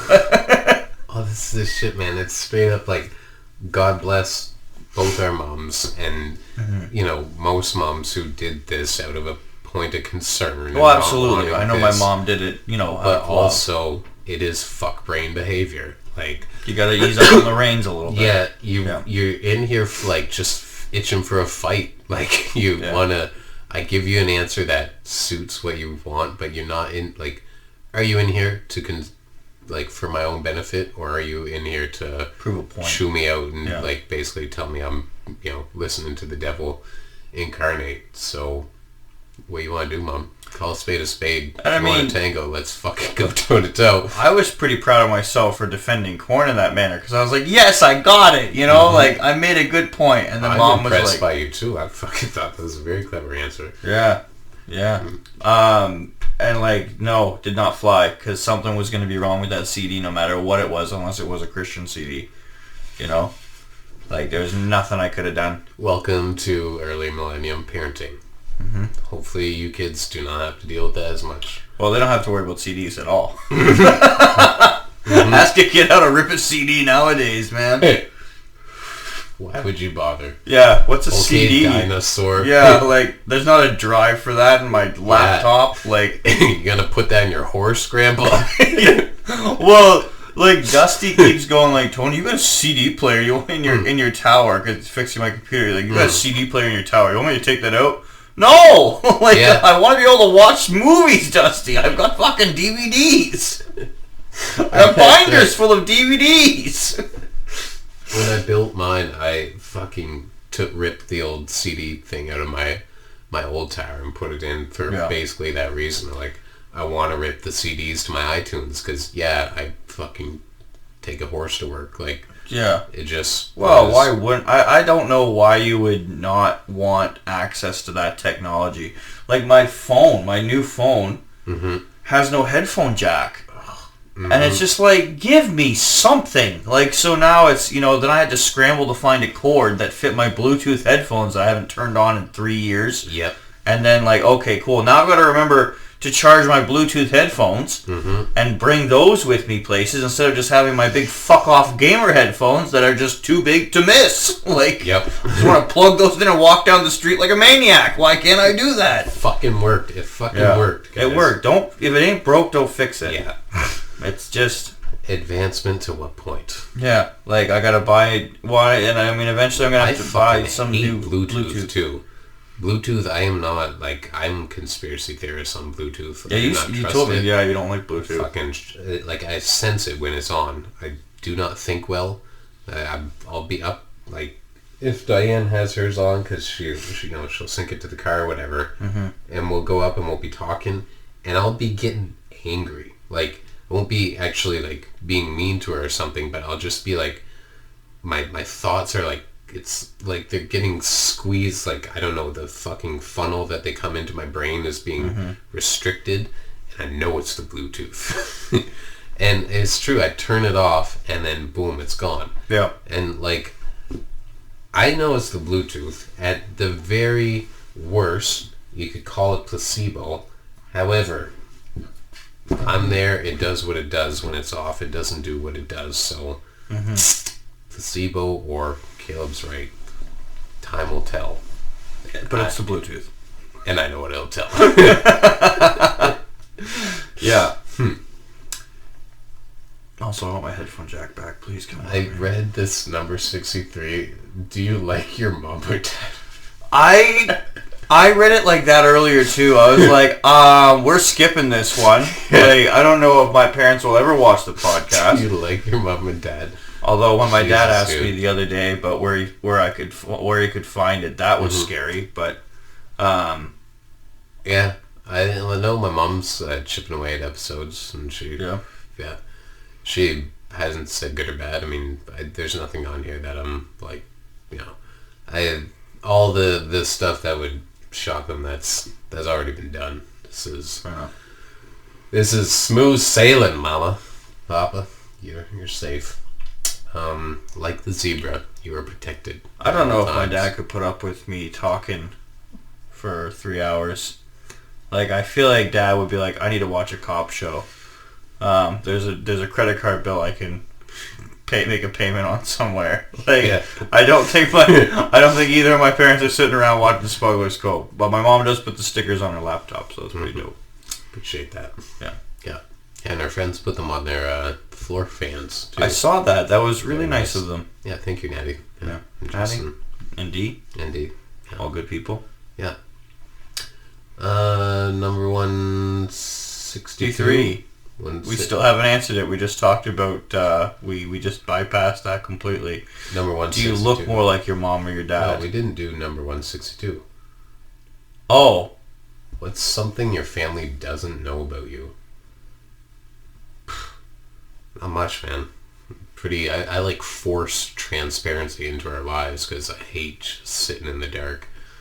If I don't want my family to know about it, I probably don't want to say it on camera either. There's that too, Logan Q Quickly. Have a fucking sense of... Yeah. Like, I get if he was at a party and you're just, like, talking Yeah, but to at the your same friends. time, but that's the thing, is these questions are like to get to know people, right? Instead of, and make small talk. Like, imagine be like, hi, I'm Tony. What doesn't your family know about you? You know what I mean? Like, what are you gonna do? Fucking weird. It's like, Lester? Like, Who invited? just creeping out of the corner, like. But Logan Q Quickly said, Tell me your fuck is secrets. Logan Q Quickly? Yeah. It's not a real name. Yeah. The only thing I can really think of, but I kind of botched that, is tarot. And stones. But I already mentioned tarot to my brother Ryan. Yeah. And I could kind of like hear in his silence, he was like, you know? They don't understand. Yeah. Well, no, but like that's like I'm not going to tell my mom about it just because it would do more harm than good. Exactly. You know what I mean? Like it's something that... What mama don't know don't hurt. It's, yeah, so I guess tarot and the fact that Caleb got me believing in fucking rocks. Some work, some don't. It's I do, and that's, you know what makes me angry about it is like there's like the days that I don't have my rock on me, it's like fuck. like and I'll notice, and I don't know what it is. Like maybe you could rational it out and be like, well, the days that you don't forget your rock are the days that you're more well rested, but like so my stone is spiderweb chrysocolla, and its attributes are power and gentleness, I think. Yep. And it resonates with people who resonate with chrysocolla. So if you like the rock, it likes you back. Thank you.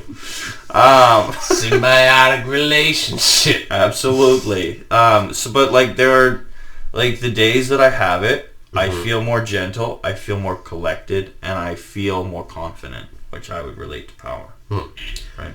Maybe I should be putting mine in my pocket more. I put mine in the old cloud pyramid here, and oh, what's that? Nice little cigarette in there. Yeah, I'll take both these out. I feel fitting that we're talking about this. Well, I was gonna flip a coin to see if I wanted to smoke a cigarette, but I feel like that kind of is negated by you just pulled one out of thin pyramid. Pyramid air. Pyramid air. Foxes live under the clouds. That was anyway. There we go. Those who know, and those who don't, well. Yep. Play more penguins to pickle with me. There you go. I could give like a light-hearted answer to this. What's something my family doesn't know about you? How many guitar pedals I have. Or how good I'm getting at bass. They don't know that. Yeah. I've told them, but they haven't heard me play. Someday they will hear me play, and maybe the first time they hear me play will be on stage. That would be lovely as well. So, I'm getting good at bass. I've been practicing, playing, enjoying it. My parents don't know how many times my coworkers have wanted to meet them, and I've been like, no, sweetie. Now is not the right time. Like, you've had a few too many glasses of wine. Love the break, Cinderella. Number 163, do you look more like your mom or dad? Mom. Back in the day, my dad looked like me quite a bit. Minus the mustache and the little whatever Yeah, you call this. because Jim's more angular. More angular. Well, like, you got a tapering Yeah. face. Yeah. My mom is, like, she's square-jawed, as Mhm. am I. My brother Jordan apparently looks more like my dad. I don't see it, but no, I look more like my mom. Like, there are pictures of us on the fridge, and even though she's in, a pink blazer, and I'm in a shaved head and Echo sweater, like, you can see the facial similarities in our skeletal structure. Man, okay. I never pictured you in Echo. Well, no, because I went to Florida for my grad trip, Mm-hmm. and Echo was like I had never seen it before, and I was just like, there's rhinos on it? So I bought a bunch of gangster-ass t-shirts, and one of them was dope as hell, and then I had a sweatshirt that was an Echo sweater, and it was pretty cool. Yeah, every kid that ever fucking wore sweatpants and I bought weed off of had a fucking Echo sweatshirt on. Yeah, see, people only started wearing them once I got back. Yeah. Like... Trendsetter. Not be, no, I know. But like it was only like a couple years after I got back that I started noticing like people actually wearing Echo, and I was like, oh really? Like cool. And I was like, hey, neat. But I was also kind of pissed because I was like, why didn't I just buy that here? Like, why did I have to go to the States? Why does everybody I'm seeing in Echo also have face tattoos? This is. But I just really like the rhino. Was there a combo deal I missed out on in Florida? Although, so when I was also in Florida, we went to like an outlet mall. Yeah. And we went to the bookstore across, and I was buying up all these books on like nightmares and serial killers and shit. Mm-hmm. And this dude just sits there and talks to this like 17-year-old about how he knew this guy in his class who was a weird kid in school, and then eventually like went to rent a car, went on a test drive with a dude, like went out, drove out into like outside the city, like tied his tie onto the bumper of the car and like dragged him around and like strangled him like with the car, and like just telling me this stuff, and I'm just like, I'm sitting there like lapping it up like a dog because I'm just all into this dark shit in high school. And he's like, anyway, thought you liked that story, man, like have a good day. I was like, thanks, eh? Like, that's dope. Like, I went to America and like sure enough someone knew a dude who killed someone. Like Yeah. America, from sea to shining sea of murder. I thought somewhere we were going to hear that the dude who killed the guy was wearing an Echo sweater, which is not out of the realm of possibility, but I was hoping somehow that merged into like, and you'll never believe what he was wearing on his torso. Fair enough. Yeah, no, but... So you want an Echo sweater, kid? Let me tell you where that'll lead you. Yeah, yeah. I knew a guy who bought an Echo sweater once. He drove test a car. drive with the fella. TV's, man. I look more like my grandpa out of all my mom's grandpa. Yep. He was taller and we a little more similarities. He sported facial hair throughout his life and had his hair too. Yeah. Kicking it like gangsters, me and him. My sister and I look alike, and then I don't always know that we particularly like depict one of our parents better than the other. But if you see Abby and I have often been told like, oh yeah, there's no doubt that you guys are brothers and sisters. Mm-hmm. Is that you've seen Abby? Abby. There's similar facial features. Okay. Remains true. Number 164. Do you know how your parents met? Yep. Let me hear it. I'm curious. My parents came from a time where when one person was single and another person was single, friends would be like, hey, you want to get married? This is the 60s. Yep. Like, we'll introduce you. Mm-hmm. And then, there it is. Yep. It's similar to how my grandma and my grandpa met. Drew taught me up with some the nectar of the gods. Thank you. My parents met, my dad's a bit older than my mom. He's 7 years older than my mom. They lived down the street from each other, about a couple blocks away. And my mom was walking her dog, and she walked by my dad's house, and the dog took off, chased my dad's cat under his car, and so they had to kind of have this little meet cute. And she kind of knew she knew he existed. She knew his younger brother. They went to school together, and so they just talked and liked each other and decided to go on a date. And well, I'm here. They're still together. It worked. Yeah. So that was cute. Which makes me think of how I met my wife. My wife and I had a pretty good meet cute. We I think you know most of the story. Maybe there's a little part that you don't know, but I was over at my cousin's house doing some gardening. I've already mentioned this part in the viewers. I mentioned this part in the podcast about meeting her via being over at my cousin's gardening, and then I feel like I've told definitely I've got the good parts of this tale. So, anyways, I was gardening at my cousin's house, and then my cousin said, "Oh, my neighbor just got her car stolen. She just got it back," and so she came back with her car. My future wife did, and so we went over. My cousin was chit-chatting with her neighbor, my future wife, and just talking about the car, what happened. Oh, the car was found in a parking lot. Basically, some kids, I think, stole it, smoked some weed in it, and then just left it in a parking lot. There was nothing even, there was change still in the couple. Yeah, pretty honorable thieves. Yeah, as thieves go. Yeah. So, anyways, they chit-chatted. I really only said hello. I was just checking her out and thought she was cute. I liked the way she conducted herself, the way she spoke, and her behavior. She just was vivacious. Vivacious is the right word, but there's energy to my wife. Yeah. So, anyways, I liked her approach to life, and I just thought, after meeting her, I was like, good. Women that I want exist. It was kind of just a reassuring nod, and I thought that was it.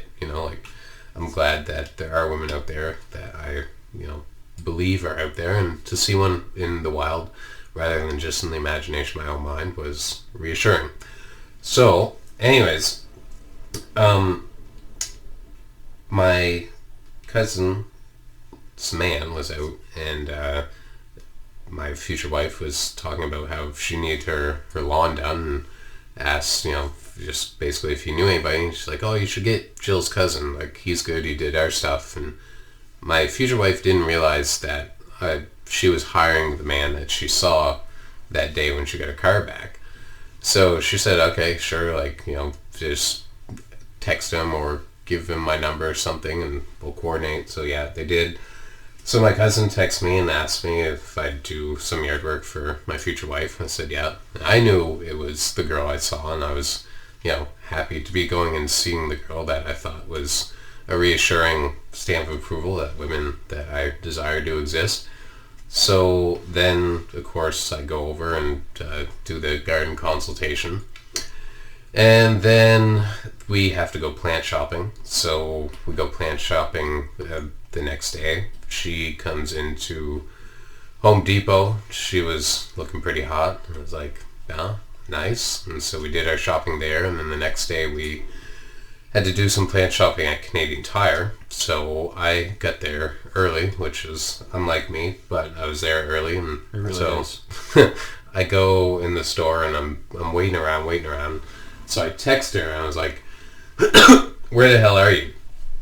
And this is the thing. I could already talk to her like I would want to talk to, how I can talk to you, how I can talk to Jules, how I can talk to people that I'm close to. I can just be myself and not have to pump the brakes. Kind of like your whole blowing the smoke to sense the tripwire type shit. Yeah. I didn't have to do that with her at all. And I typically don't have to do that.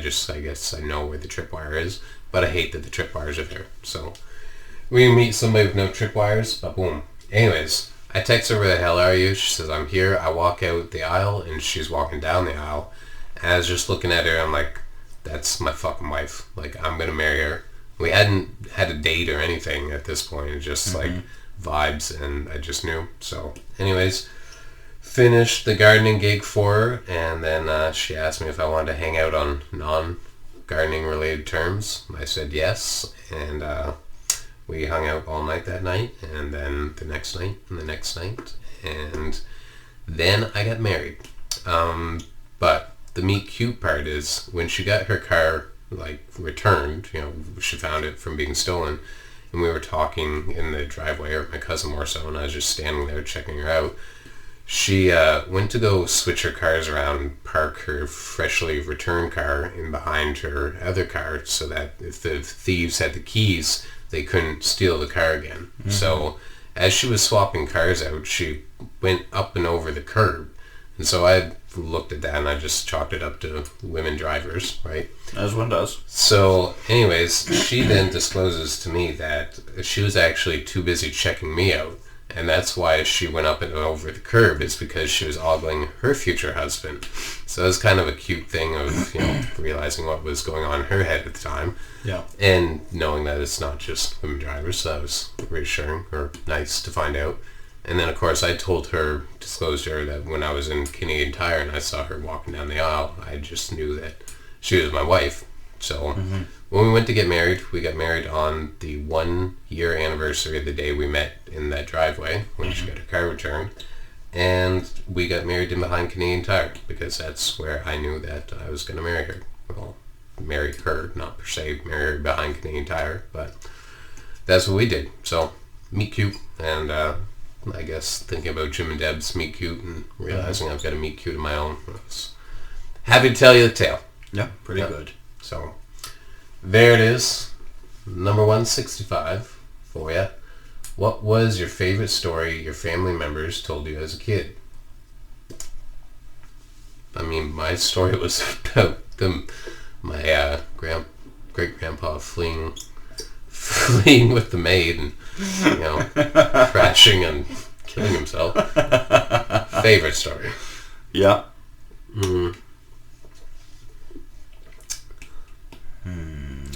Trying to think of more lighthearted ones.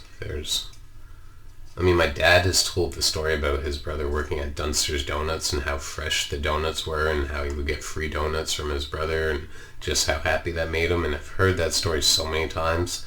And it gets to the point where it was almost a game when I would have friends over and say a friend hadn't, met my dad, or only met them once or twice, and we were maybe at a grocery store. I'd be like, you should get Jim some Dempster's Donuts, and they'd be like, oh, okay, yeah, bring some. And of course, without fail, they'd hand him the donuts and the story. Yeah. So that definitely one of my favorite stories because of the joy it's brought again and again and again. Yeah. You got anything? Perhaps a bit narcissist, but I always liked hearing stories about me as a kid. I think it's pretty normal. Yeah. But, so there was one night my mom would put me to bed and then she went out to the living room and then she heard my voice, Mommy, I get out! And I'd be right there in the living room next to her. She's like, what? So I must not have locked the crib or whatever. So she puts me back in the crib and goes back out to the living room to read, and sure enough, right after her, Mommy, I get out!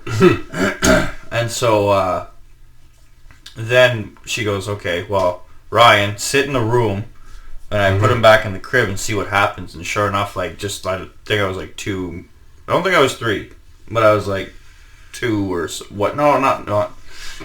I was appropriate crib age. Yeah. And I just climbed the crib like nothing else. She's like, well, I'm just gonna get you a bed now. You climb out of a crib. There's no way I can keep you in there. No fucking point. Also, what I would do, I guess, is as a kid, and this really kind of goes to show that I don't even care about the goal. I was kind of doing it with Pickles to Penguins the other night. Yeah. I was cheating blatantly in front of people, but if they didn't catch me, I wouldn't. I would just be like, "What? Are you serious? You didn't catch me?" Because there was one time I saw a card on the middle stack. Yeah. And Dimitri had a card that I knew I could use. So, looking people in the eyes, I took one of my cards and reached over and switched to one of Dimitri's. And then took Dimitri's card and went, "Carnations grow from bulbs." And they're like, "Oh, do they really?" I was like, "No, I just cheated." I switched the cards back. And then I did another thing too with I was staring Travis in the eyes and talking to him as I was like cheating and moving cards around. And of course I was like, oh fuck, okay, I gotta rearrange this. So this leads to, so I guess they'd be like, all right, Tony, don't touch that. Okay, don't touch that. I need it. Oh. And so like then I guess like I'd sneak up and I grab this item and I run away screaming and I run away and like I just fucking chucked the thing as I was running away because I didn't care about having it. It was just getting it, I guess. But I do that all the time apparently. It's like they tell me not to touch something, then they notice it was gone, and then I'd be screaming running around a corner. Yeah, those are fun times. And learning about my brother Jordan when he was younger, right? And like Ryan and Jeremy would be playing with things, and then they'd notice their toys were missing, and they'd be like, well, did you check Jordan's closet? And like Jordan was like, I played with it, it's mine! And would get so fucking angry, and he'd just be screaming at him, and like got to a point where my mom had to put a gate up, like between him and my brothers playing in the room, because he'd just be freaking out, like just tears streaming down his face, like, oh, my toys! Even though they were my brothers, right? But I love hearing about stuff like that. To just make sure I'm getting it right, he would steal the toys, hide them in his closet? Yeah. Okay. Because if he played with it, it was his. Yes. Okay. Yeah. Yeah. I'm with so you it was it was a fun time. And I loved my dad telling me stories about him working at CN, because it was basically from what I gather, like a kitchen job. Like he was saying like, oh, guys, go, there's nothing to do, go sweep the gravel. And my dad would be like, sweep the gravel? Like, are you gonna get us to sweep dirt? Get the Frenchman to do it. Like, and then be like, okay, well, you can't be seen like doing no work. And he's just like, do you mind if we like hop on the shunter? Because they had like the train car going around moving the carts. Okay. And he's like, well, just to make sure no one sees you. So my dad would just sit on the train car, like he and his half native friend, as he always likes to remind me, and they just like sip on bathtub gin and ride around the tracks. And I guess it was like everything was run by Italians, and like you'd have the French workers would apparently like not want to do anything, so like sweeping dirt was great for them because they didn't actually want to do any work, and then my dad would do real work. And then when there was nothing to do, he would just like hang out with this half Indian dude, like, or half native dude, like going around the track. Yeah. Back in whenever that was, the 60s and or 60, probably early 70s, my guess would be. But yeah, no, I like hearing my dad tell stories about university and CN and stuff. Also hearing that Von Harvey used to be a dirt road. Yeah. Shit. My parents are old Moncton. Like my house was out of town, I suppose. Yeah. No, like it's like Moncton's blown up in the past 50, 60 years. I am a little envious of that, of just being in the same town for years and years and years to watch it, rise. And I would be a lot more stoked if they didn't tear down Highfield Square. I really liked Highfield Square. It was a shit mall. I liked it aesthetically, and their food court was retro and bumping. They should have somehow gotten better stores in there, man. Yeah. Like, somehow. Because, like, who goes to the Bay? I fucking love the Bay. Really? I did. Yeah, and I do. But one time I was in a mall in Vancouver. What did you buy at the Bay? Jean jackets. See, I was all about the toys. Yeah, I never really liked their toy section that much. I always found it was garbage compared to Toys R Us or Zellers. Well, obviously Toys R Us. Toys R Us is kind of like the palace of all that is kid. I mean, that is kid, I'm just like that story, like that store. But I was in this store in Vancouver and I wanted a jean jacket. I was in this mall. There's a setting, because I'm an old guy, I'm just going to tell you irrelevant details. I was dropping a friend off to get his license renewed, and so I just had to wait because he had to wait in there for a while. The DMVs, you know how they go. So mall nearby, go to it. I was like, I'd like a light blue Levi's denim jacket. So I saw one at a store. I'm like, oh, nice. Like, that's cool. I checked the price tag, $95. I was like, yeah. I keep walking, see another store. Don't they have the same Levi's jacket? $75. I was like, all right, well, that's cheaper than 95, $20 off. So then I go to another store, $85. I was like, this is just ridiculous. And then it occurred to me, I'm like, oh, they have a Bay in here. The Bay is basically like Sears. You know, they were sister companies, and I'd got a Levi's jacket at... and Zellers. Yes, true. Yeah. Yeah. So I'd got a Levi's jacket at Sears when I was in grade 8 or something, and it was a dumb, stupid deal. Like, I got it for, I think, $15. It was just in the clearance rack. It was the one I was wearing last episode. That one's been with me for years. So I was like, well, I'm going to go check the Bay just for, like, you know, old time's sake. Mm-hmm. So I go, the one at the Bay, $65. I was like, in the same mall, I could have spent $95, $75, $85, or $65. Like, it's literally just going down to $10 each place I go. Sure enough, I go to the counter, it's 30% off. But boom. I walked away with that jacket for $45 or whatever the math works out to. But God bless the Bay, and I would shop at the Bay if the Bay was in a Highfield Square. Okay, well... However, that doesn't... One person doesn't really debunk your whole theory. No, but also they had, like, that weird off-brand dollar store that was just, like, to me, more suspicious than anything. Mm-hmm. And then just... I suppose the Le Passage was in there for a bit. That was always really... I mean, I assume it's as simple as just rent got too ridiculous for the people that were in there and, you know, drives business. Well, and you know who would be hanging out there all the time now anyway, if it was still... That's true, too. Junkies, Monktons, what do you call it when you have, like, a national flower? Just a national flower? I think a national flower, or a provincial flower. Junkies, Monktons. Provincial pest. Flower. Yeah, flower. Wilting flower, mind you, but... There was one time I was walking by Highfield Square and it was a hot summer. It's a poppy. That's where you get opioids. Anyways, continue. No, I got it as soon as you said poppy. For the viewers.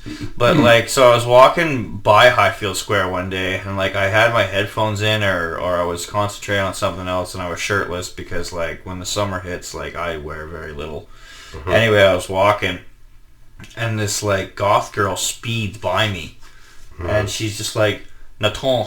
And I was like, the fuck is Nathan? And I was like, trying to think what this French word was. And it's only like when she, like, cause she seemed really nervous. So she, like, sped off, went into Highfield Square. It was only like 10 minutes later, I was like, oh, she said nice onk. Like, she saw the onk on my back and gave me a compliment. I didn't even know the French word for onk was Nathan. No, she just said nice onk. I heard it wrong. It's French. Oh. Because like she was nervous, you know, like yeah. It's hard to imagine women being nervous talking to me, but she needed to say something. Goes back to what we were saying about conversation. And it was just like, oh, okay. Like I feel bad because I just kind of looked at her like, huh? Like I was like, what French language are you speaking to me? Yeah. But if you're listening out there, nice goth girl, thank you for the compliment. It's not a good tattoo, but I appreciate that you appreciated me because I'm guessing that it was a lot more than the onk she was looking at. Maybe like onks. There's, of course, the onks on the incense burner, but okay. Yeah, I noticed that the other day when you were out doing your thing when I was sleeping all day. Yeah. I went out and the train was going by. I woke up. I was like, I'm gonna have a cigarette outside, and the train went by, and I was like, I'm gonna have a cigarette by the train, and I walked down the street in my bare feet with my pants hiked up like Huckleberry Finn, and I walked back, and I was like, that's an onk right there on Saraswati's face. Was the sun hitting it when you saw it? Maybe. So it's like, it's this gold foil sort of sticker material that I found, so I cut that out. Like I made that myself, basically. But what I didn't know is, I did know that the back of it was silver, but I was coming home one day, and the way the sun was hitting it, it was just fucking beaming like a beacon, and I was like, okay, fuck yeah, that's dope. yeah. So of course I had to ask. I'm gonna tell you one quick story, because when you're talking about the hearing stories about you as a kid, my mom always tells this story of when we were moving from Campbellton, they had movers, or maybe wherever we're moving, they have movers. And so the movers come in, obviously help you pack up your stuff, and then they put stickers on each boxes to label them as to what is what, right? And so at one point, I appear and I'm like, Mommy, I got all the stickers. And I didn't know, obviously, as a kid, and I just had stickers all over my overalls, and I'd just been like, they would stick a box and I would go and just take it, and of course the workers are like, where's all the stickers? And they had to fucking open each box again, see what was in it, label it, and yeah, so that was... That's cute. I also adore the idea of you being in overalls. They were red corduroy overalls. That's amazing. Yep. I was well dressed. From the get-go. Number 166. What was the most challenging part about growing up in your family? Being me. Yeah, I ran away a couple times because I was so distraught at how not understood I felt by my parents, and maybe not so much misunderstood, but that played a bit of a part. The other part, I think I touched on last episode, was just not feeling like I had the advice or the wisdom that I could have had, and blame them for not knowing things that they just didn't know. And the whole despair that caused me, and just disappointment, really. I just felt let down, like I was dealing with things that they just didn't know how to help me with, and I felt like it was their fault that they didn't prepare me for life. But that's what happens to all of us. We just figure this whole thing out the best we can, and there's better ways than other ways. So I found some ways that were better than what I had been presented, and was mad that they didn't tell me about something that they didn't fucking know about. Like almost mad that they never gave me an astrology reading or something. It's like, they're not even into that. That doesn't make any sense. But that's the hindsight of the full circle, folks. At the time, it was just pure like disappointment, blindness. Like, how could you not give me an astral chart reading? Well, honey, we don't even know what an astral chart is, so let's start there. That's why. Yeah. It's not a grand mystery. To do, we must first know. Yeah. We weren't trying to put you out, so yeah, that was the most difficult part for me. I'm happy I can make light of it, because that means I've grown and healed and come to the other side of it. So yeah, thank you, astrology, and thank you, me, for not still shitting on them for not giving me an astral chart reading. That's obviously a microcosm to the lack of knowledge, wisdom imparted. But yeah, that was mine. Yeah,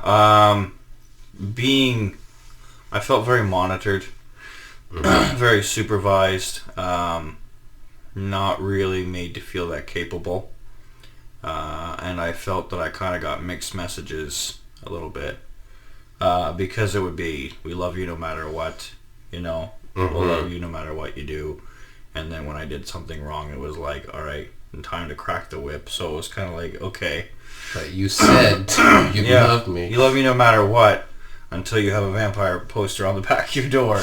And I know that my parents did the things they did out of love, but it was like, well, we can't trust you. But then it wasn't like that they ever really they gave me trust within a fence. Yeah. Yeah. And that's not really it's there's a point where you set parameters, but there's also, like, it was a very controlling environment, I would say. and just not a whole lot of like giving me the chance to make good decisions. It was basically like make all the decisions that we suggest, and then if you go outside those bounds, it's not like, okay, why is he doing this? It's oh, he's doing this, that's bad, let's correct it, and let's do it in a very final sort of way, so that he doesn't do it again, instead of talking it out. And this is like, we get caged by a person's worldview, and obviously in a parent-child dynamic, it's the most palatable. However, it is just generally palatable to people, if you have friends and you get into something, say you get into tarot, and you try to, you're no longer able to talk to a friend about some of your interests because you are caged by their worldview, which doesn't understand how something like that works. Yeah. And also, it's a game that we play on ourselves too. We are caged by our own personal worldviews, and absolutely, if we don't feel that things are possible, then they never come to be. And shocker, we didn't think they were possible. It's so simple to say, but sometimes trickier to figure out. And I think that's, well, I'm going to say I think that, and then say an obvious statement that, like, basically it's bad. I would say it more eloquently, but it is something that we constantly face. If we'll just keep on tarot for a second, if tarot works and then other people don't understand it and say that it doesn't work, typically people who say that it doesn't work, they've done this much research into it, and they feel justified in making an opinion without any research, and maybe justified's implying too much intent. It's almost instinctual. They just heard tarot was wonky business from somebody, and thus it's remained in their worldview as wonky business. There's never been any further reflection on it aside from that.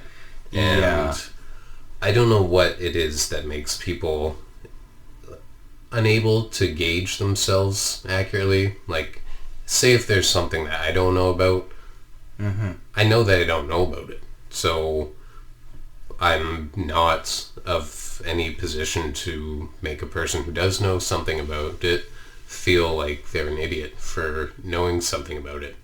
It's just logically, there's no fucking logic to that. And that's basically what happens in that scheme of tarot. Like, they don't know, and then they talk like they do know, and then it's like, why, where do you, how does that occur that you just suddenly become an authority on something without any authority? I don't know what it is with people. Sometimes I think it's capabilities, and capabilities are not distributed equally. And then other times I hope that everybody has the potential, and then I have to just get to the point where it's like, I don't think they have the potential this life. I think that it's within their soul somewhere to be that, but it's going to come after many a lifetimes of different lessons. That's a little disheartening, but it does let me cope. It's the best coping mechanism I've ever come across thus far. Better luck next life is my go-to quote when I face people like this. But yeah.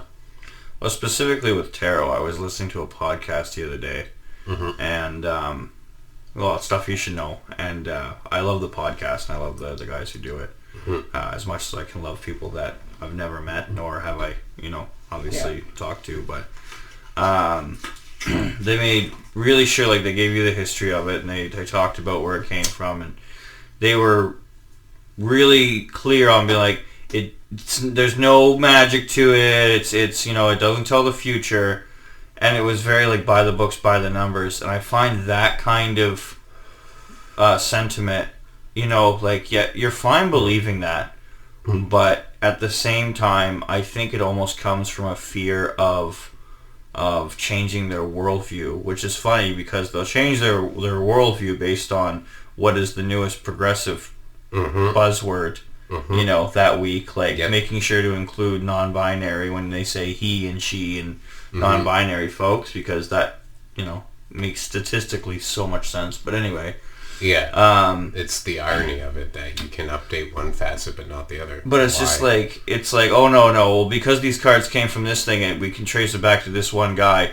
means absolutely and finitely, you know, without any question, that this has no merit in a supernatural sense. And it's like, well, did you sit down and actually do it? Like, you know, because one guy talked about his wife doing it. Like, in the morning, my wife does the tarot and she uses it to reflect in the day, and you know, it's more of a meditation thing, so that's really what you should be using it for. And I say to that, this man here gave me, like, I need to look up spreads. I still haven't done barely any research because you already got it. But that's the thing, is like, now I'm going to work and it's like, okay, Tony, what's the night going to be looking like? Oh, okay, cool. We're going to get busy. It's not going to get too bad. I'm going to go home. Probably going to get really depressed. Okay, cool. Like, and bada boom, bada bing. Like, I partly didn't need the tarot for that, but but it is a confirmation. I shouldn't say really depressed. We're just making fun of that. No, but simply because the card that I thought of when I said that is kind of, that card usually means, I think it's the 10 of Swords.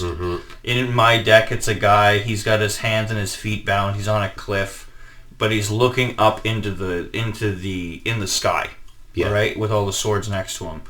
So what I take from that card is usually that means that I'm going to have had some really dark thoughts, but I'm going to cope with them. And while I do feel trapped, he's obviously looking out into the sky, looking beyond and seeing freedom. And, you know, that card to me means, like, okay, you're going to be okay.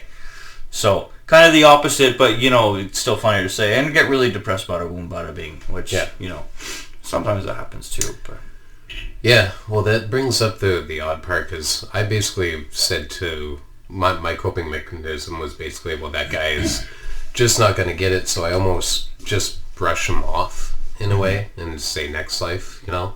But you bring up the point of he's able to change his worldview on something, but then not shift it with tarot, and it's like that contradicts what I say, because it's then saying that no, the potential is all there right now, so in this life. Then the question is, what is it that's fucking preventing them? What is making them a fucking moron? Is it fear?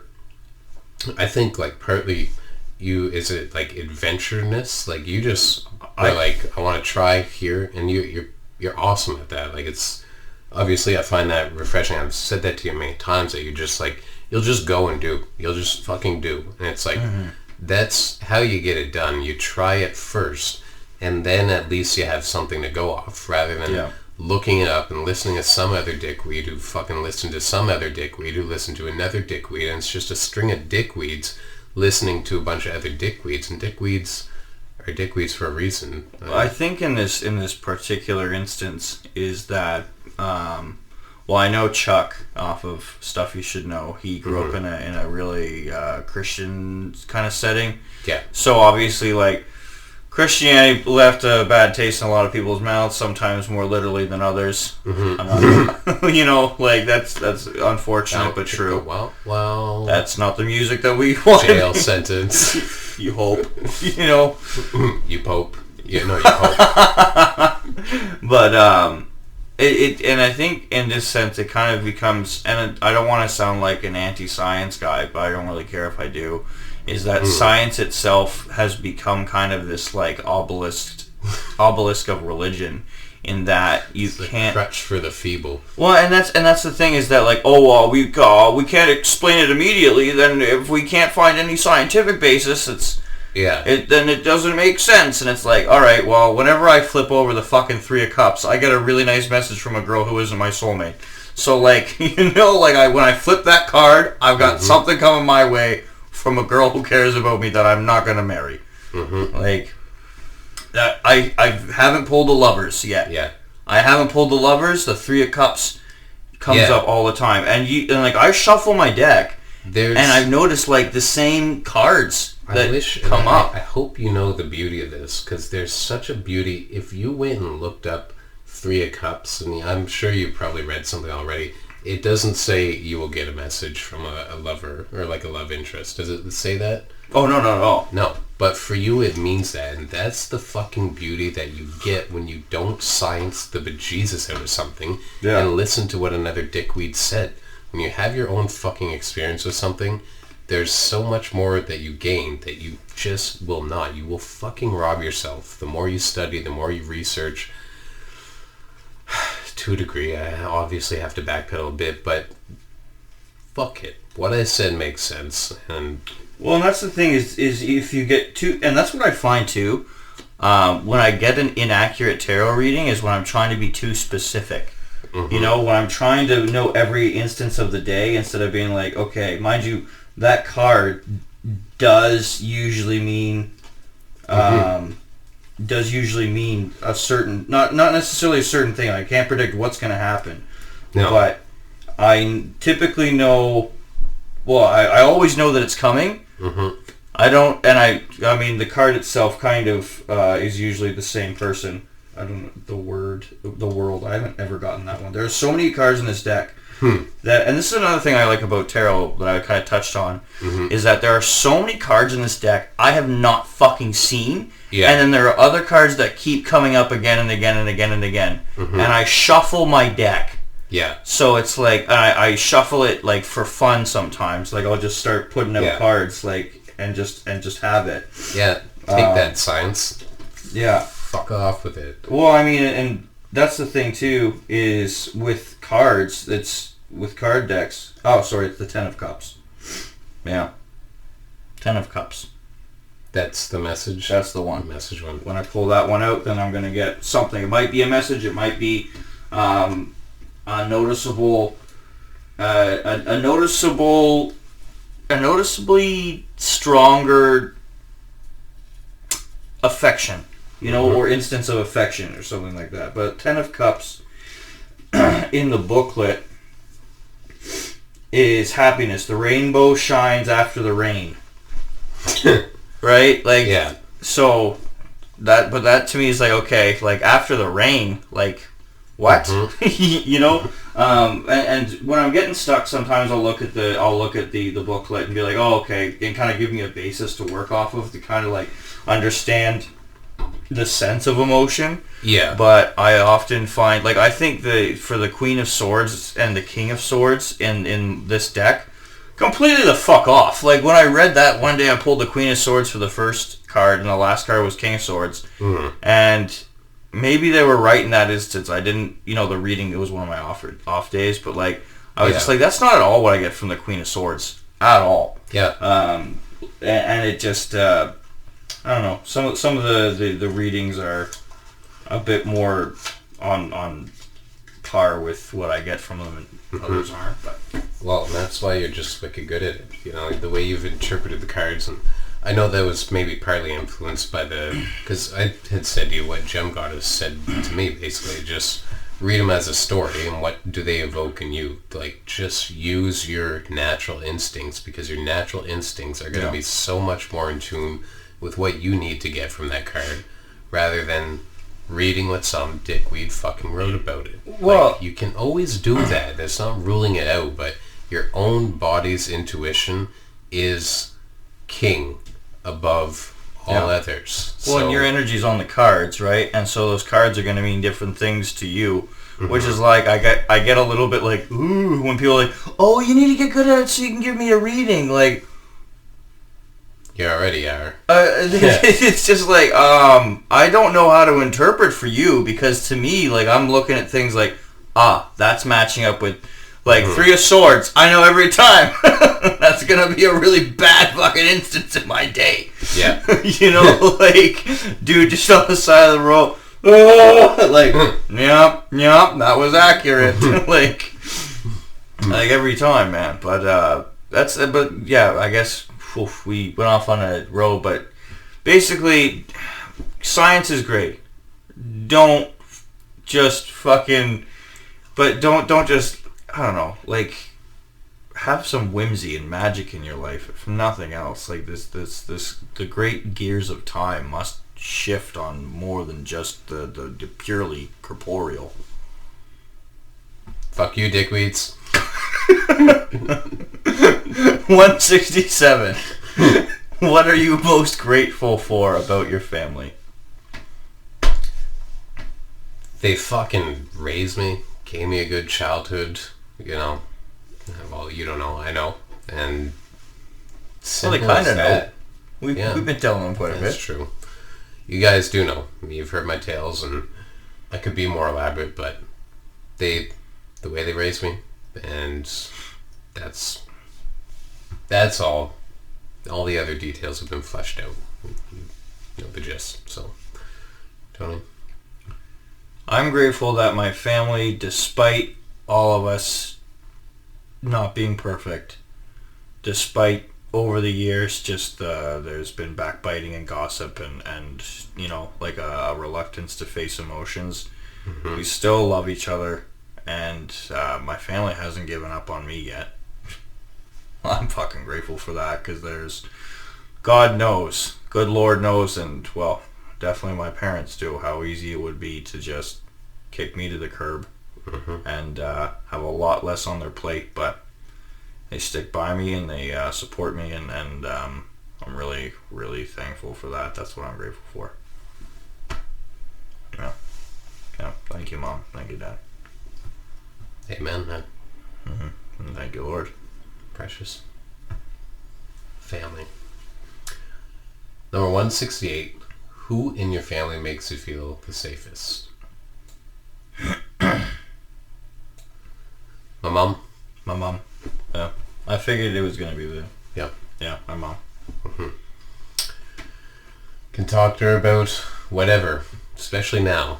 It does feel like part of me putting her through all the things I put her through has built this, you know, kind of like, I was going to say, you know, once you're no longer a virgin, you've experienced the worst. I didn't really want to word virginity with how my mom makes me feel safe together. I love you, Mom. I love you, Mom. So basically all the stuff that I've put her through, it's like I can't do anything worse than that. I mean, yeah, sure, technically, but I think that I've hit that realm so hard and come back from it that it's like there's nothing now that's gonna be shocking or that I would feel as, you know, perhaps maybe, but because we've gone through so much together and now I can just talk to her openly about whatever it is that I feel the need to talk to her about, and being able to talk to her and being able to share what I want to share is what makes me feel safe. So yeah, feeling like I get listened to and feeling like kind of doubles on what you said about, despite it all, hasn't, you know, given up on me. I don't really think that they would have. Could they have? Maybe. Should they have? Maybe. Probably not. But, you know, there were times where they wouldn't have been psychos to have done so. And No. So that's what makes me feel safe with them now, is they've, I guess I'll double on something else you said, seen me at my worst. So I was going to say, my parents have seen me in some pretty fucking ugly states of life. And I would say that there's nothing I could do now that would shock them, only disappoint them. But no, I definitely feel really safe with my mom. She's really borne the brunt of not necessarily, well, definitely has had to deal with me in more in a more aggressive emotional times, but more so when I just needed somebody. My mom was there for me. There were times where I was just suffering from crippling panic attacks, like I thought I was dying so many times. Like I had to call my mom and be like, I'm freaking out, like I feel like I'm having a heart attack, and she just had to walk me through getting home, like driving home feeling like my heart's seizing up, like just anyway, yeah, no, there have been some rough goes, but mom's been there for me, and not feeling as judgmental as when I was listening to Korn. Yeah. Definitely a lot more caring and just patient and willing to put up with my bullshit instead of just being like, oh, it's all in your fucking head. Not that my mom talks like a sailor or it sounds like that, but like not just saying you're gonna be fine and leaving it at that, but actually sticking through and no, I'll stay with you. Like I'm here with you. It's okay. This also brings up a good point that as much as our parents watch us grow, we obviously watch them grow. And I don't always think of it that much in that way, but it is like the person that my mom's grown into. I am proud of that person as well, and I feel like obviously that feeling is probably mutual amongst us both, but it's nice to be able to have that sense. At 14 I would never be considering how my mom has grown from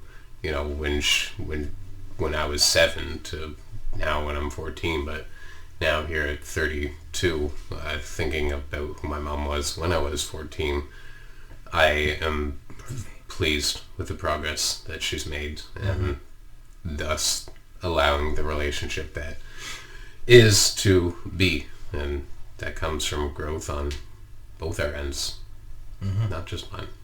But same, I imagine, is said for your mama. I was gonna say it's pretty cool seeing how obviously our parents help us grow, but it's not like we didn't take any part in their development either, right? Yeah, like true. It's almost like it's a symbiotic relationship.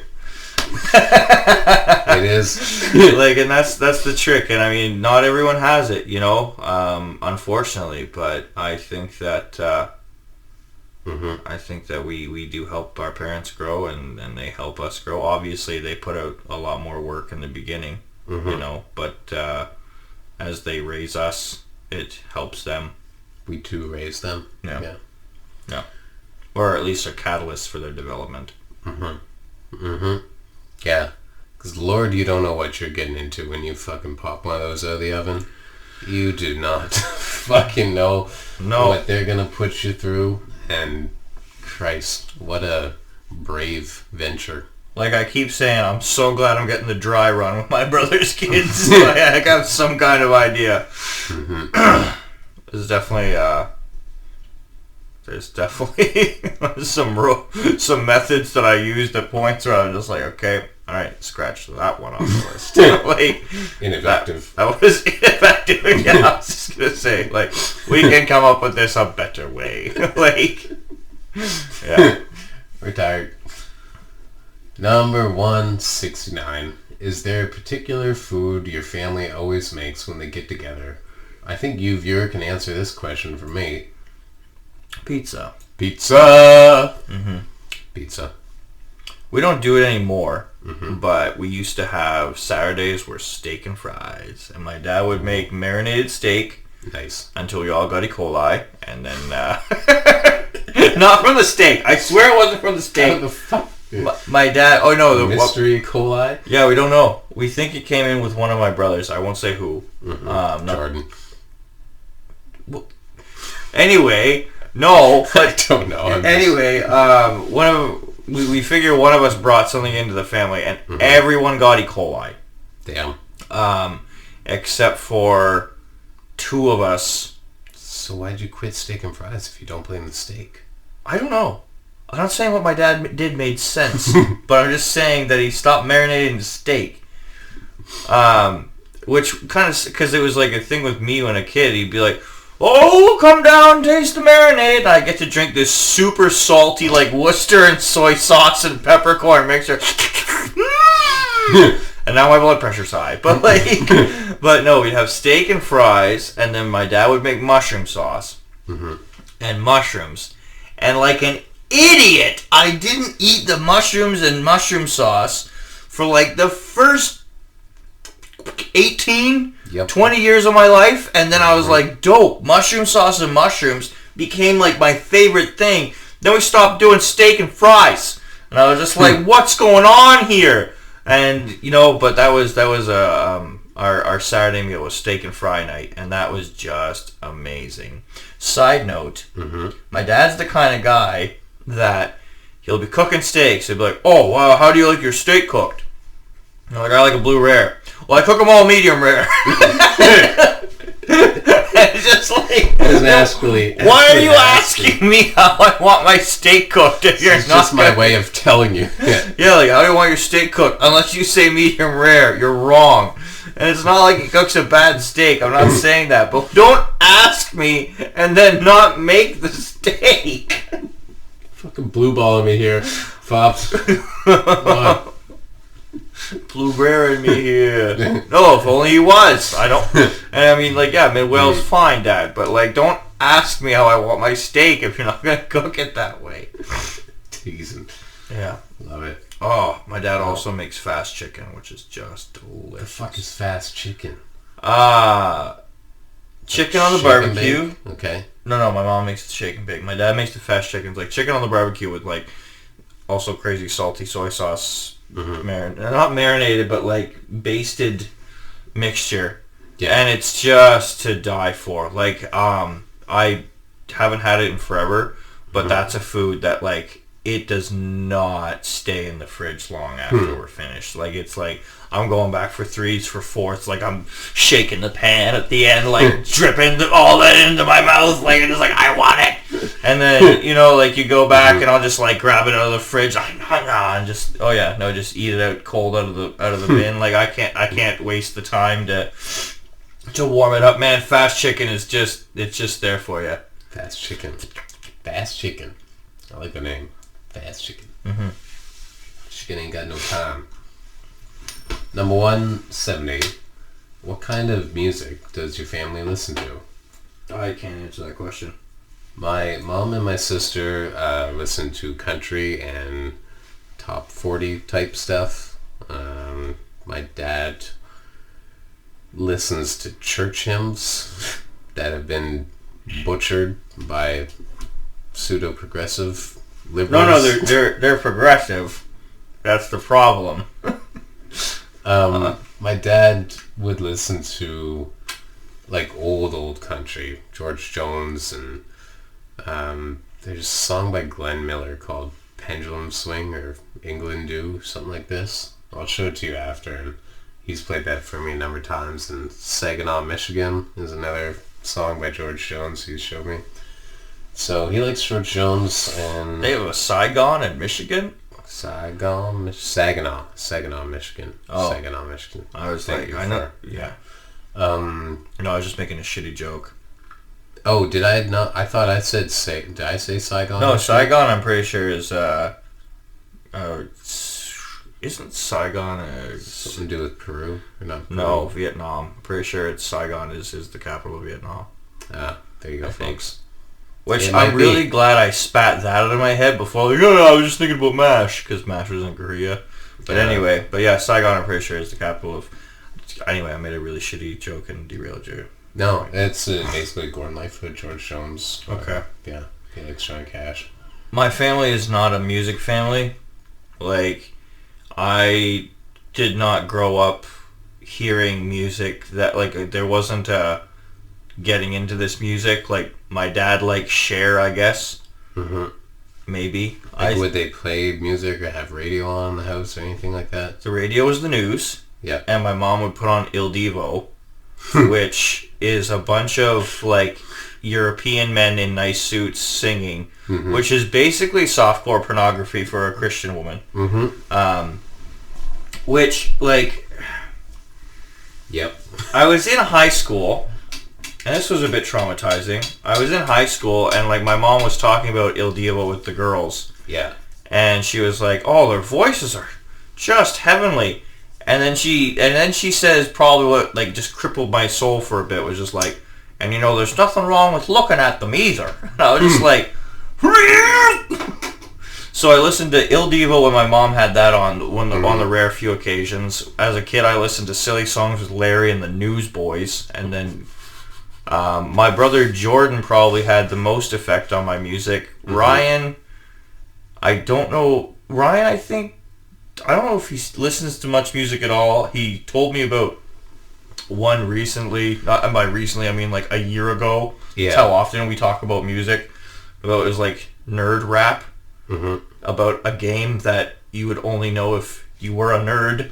Yeah. I don't know what my brother Jeremy listens to. Dad listens to. He says he just has he listens to like pop. Mm-hmm. Like just puts the radio on for noise, he says, but then, heaven forbid it be Megadeth on. It has to be, the top 40 hits. Mm-hmm. Easy listening. But my brother Jordan, I'd be hanging out in his room and I'd listen to... Is it Switchfoot? Breathing is simple. That song... We were talking about PTSD earlier. Yeah. I can... Like, when Switchfoot comes on, I'm ready to bayonet some people. Because, like, I'd be playing on his computer and he'd have the songs on, like, a tray. Okay. A rotator. And I was always playing Battlefield 1942. And I was the Allies. And I would just be, like, going after the Japanese on Iwo Jima. And I'd be, like, crawling and, like, bayoneting people and, like, setting explosives in a car and then driving the car and jumping out of it and then, like, blowing up the cars that went into enemy troops and, like, stabbing people with my knife. So that's all I think about when I hear these beautiful songs by Switchfoot. But also, there are other ones, like, back at, like, these would be, like, early 2000 hits, like, Holla Back Girl. Like, I think about Unreal Tournament and just blowing people apart with a frag gun and, like, just... Yeah. Like, these really upbeat songs, like Crabs in the Bucket, like another flashback, like... Time to get down because I'm moving up. No time to get down because I'm moving up. Oh, got the crabs in the bucket. My French friends were like, who's Tommy? I was like, what the fuck? They're like, Tommy get down because I'm moving up. Tommy get down. I'm like, I don't know. And then eventually I listened closer and I was like, there's no fucking Tommy. It's time to get up. Yeah. Taught a few people a couple things that day. But yeah, that's... My brother Jordan probably had the most influence on me musically.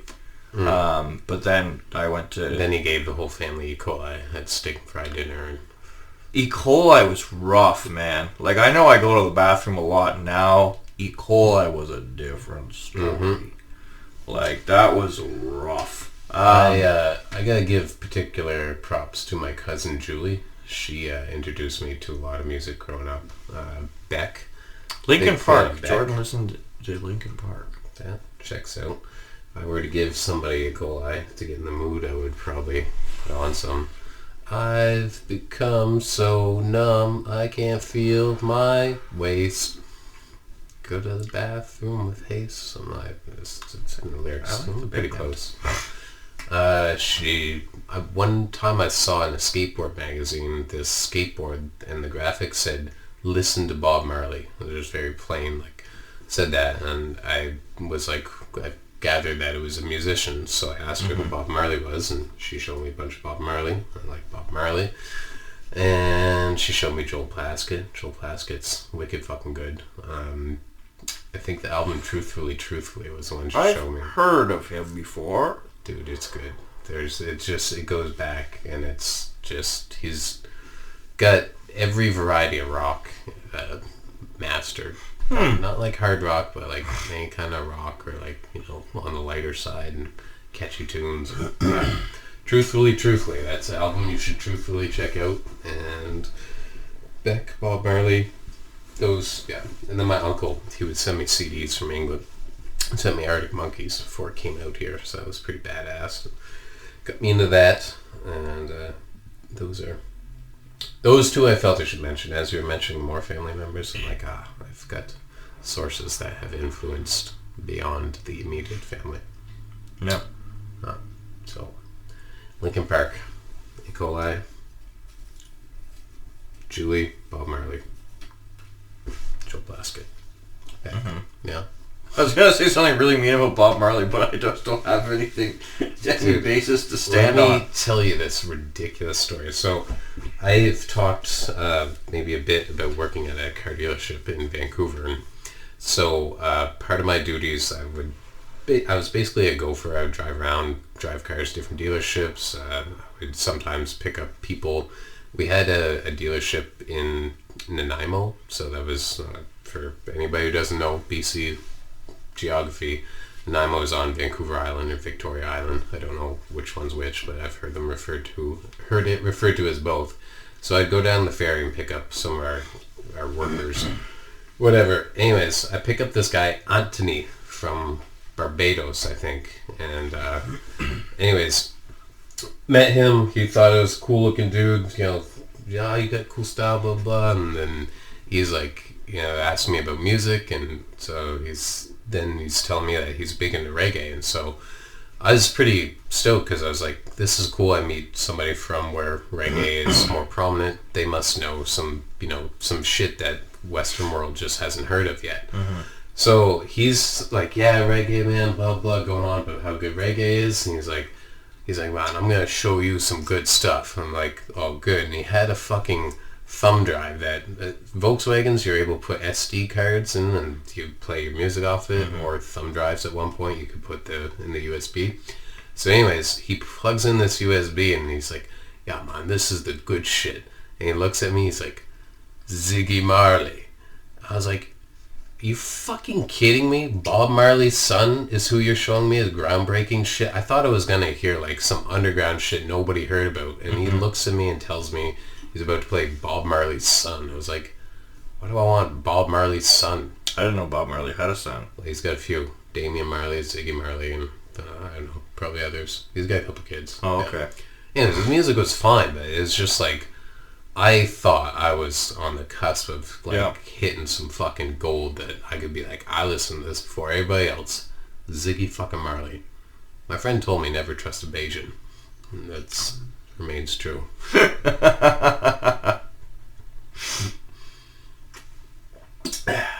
Number 171, and we're done. What was the house like that you grew up in?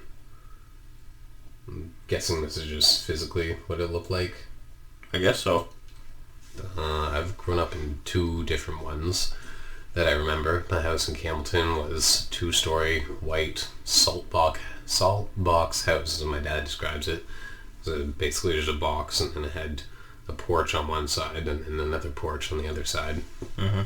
Had a big backyard. I think I've mentioned the yard in one other episode.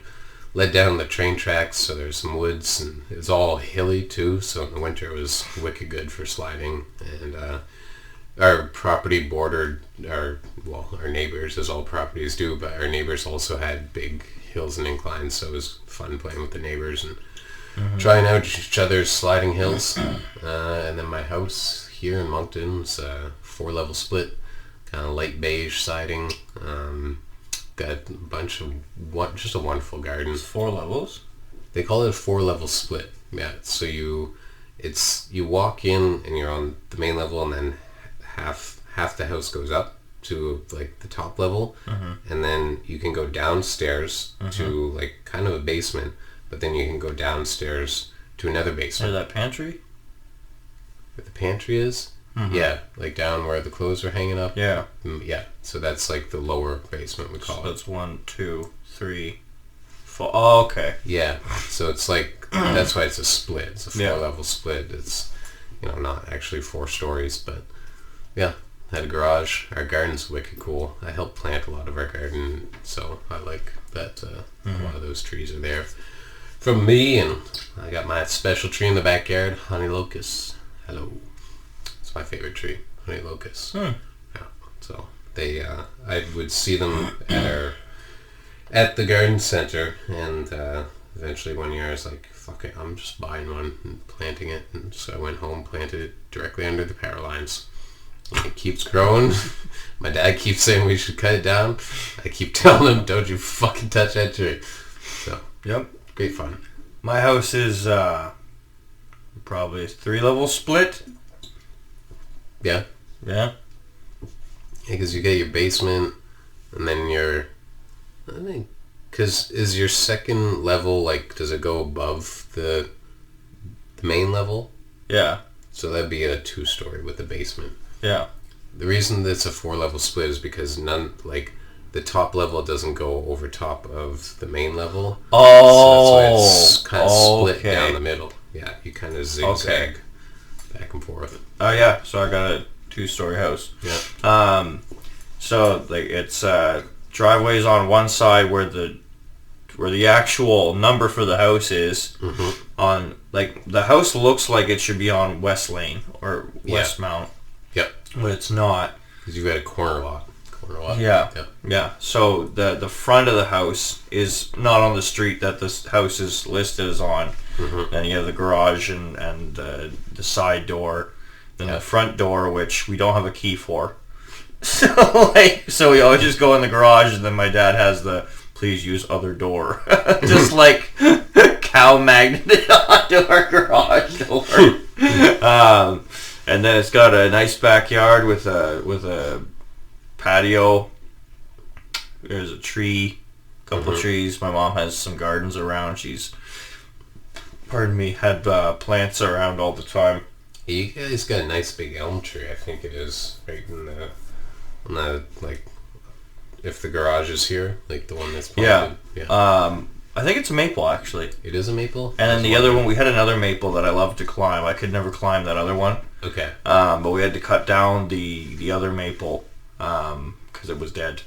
And then there's a blue spruce in the back, which is weird because, like, just thinking about, because there was the blue spruce and there's a line of trees between us and the neighbor's yard. Yeah. And I just remember, like, those trees being small, same with the blue spruce, and then just, like, you look back and it's been 10 years and you're like, oh, that fucking thing's huge now. Yeah. And you're just like, oh, trees grow? Like, so we had in the winter we had a nice, like the hill in my backyard. There's good sliding when you're a kid, good place to build forts.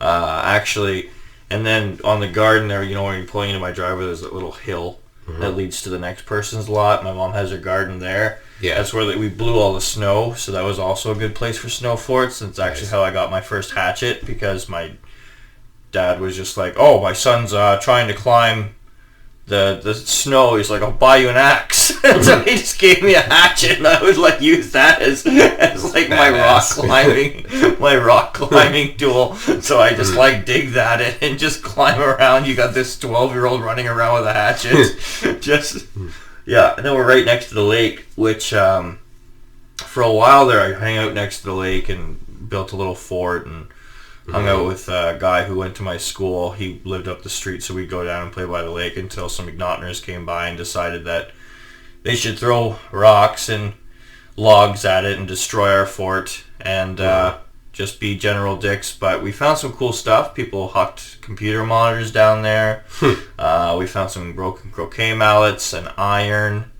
When they dredge the lake, you can see like gas cans and bicycles and also it was really annoying because I go down there and play and my mom knew where I was. Like, she didn't care because she was like, okay, well, you're just playing by the lake, as any little boy would do. And I remember one day, it was like winter-ish. Anyway, there was ice on the lake this thin. I was in my rubber boots and like I was breaking the ice, like walking in the water.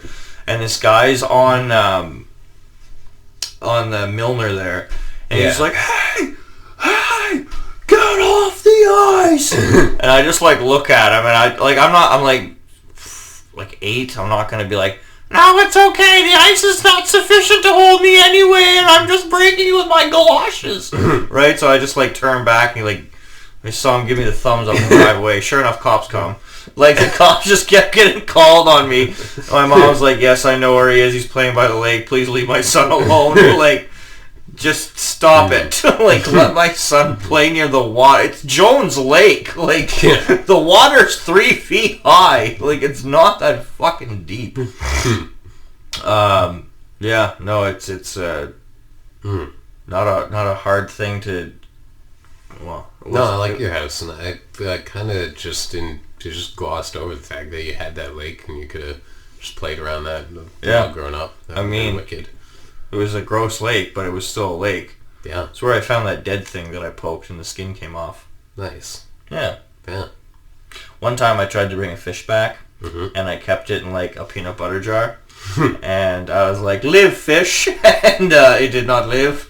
And like I took the cap off the peanut butter jar. I had air holes. I took the cap off the peanut butter jar, and like, this is how gross Jones Lake is. There was like sludge that had solidified on top. Like, it was like a skin that the water had formed. Like, it was so gross.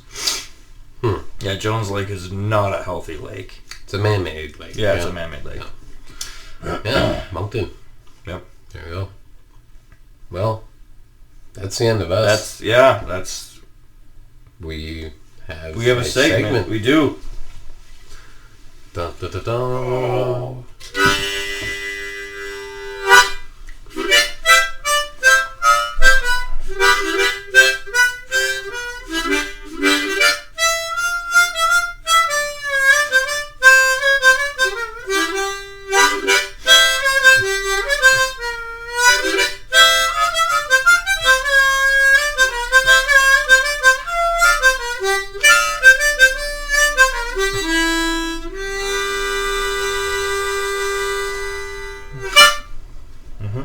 Caleb. Today's Russian word of the day is davai. Davai means let's go. Come on. It's you hear it often like davai, davai, davai, davai. Like, it's kind of like let's go, let's go, let's go, let's go. It's Davai. Davai. So that is so like you see how the accent is over the A. Yeah. That just infers that that's the stress syllable, because in Russian you only have words with one stress syllable. We talked about vegetables. Yeah. And then that one there, without that little thing on top of it, that would be E, but it's a Y glide, so davai. Davai. Davai. Davai, davai, davai. You hear it. So, come on, let's go. Davai, davai. Let's go. And with that, you have Russian word of the day. Probably the most useful one I've actually used, because davai is, you had that word for purple. Fiolatively. Fiolatively. Yeah. That was pretty useful. Yeah. To me. Fiolatively. And so thank you, dear listeners, for joining us for this episode. We hope that you enjoyed it. We enjoyed bringing it to you. It's always a fun time to spend time hanging out with my friend here and smoking too many cigarettes and enjoying that pipe after a long week. Not that I advocate for hitting the pipe, but some pipes are... You can spend some better quality hit time. than others. Yeah, there are certainly worse pipes you could be hitting. Crack. And with that, love you all. Have a great one, guys. We'll see you here again soon.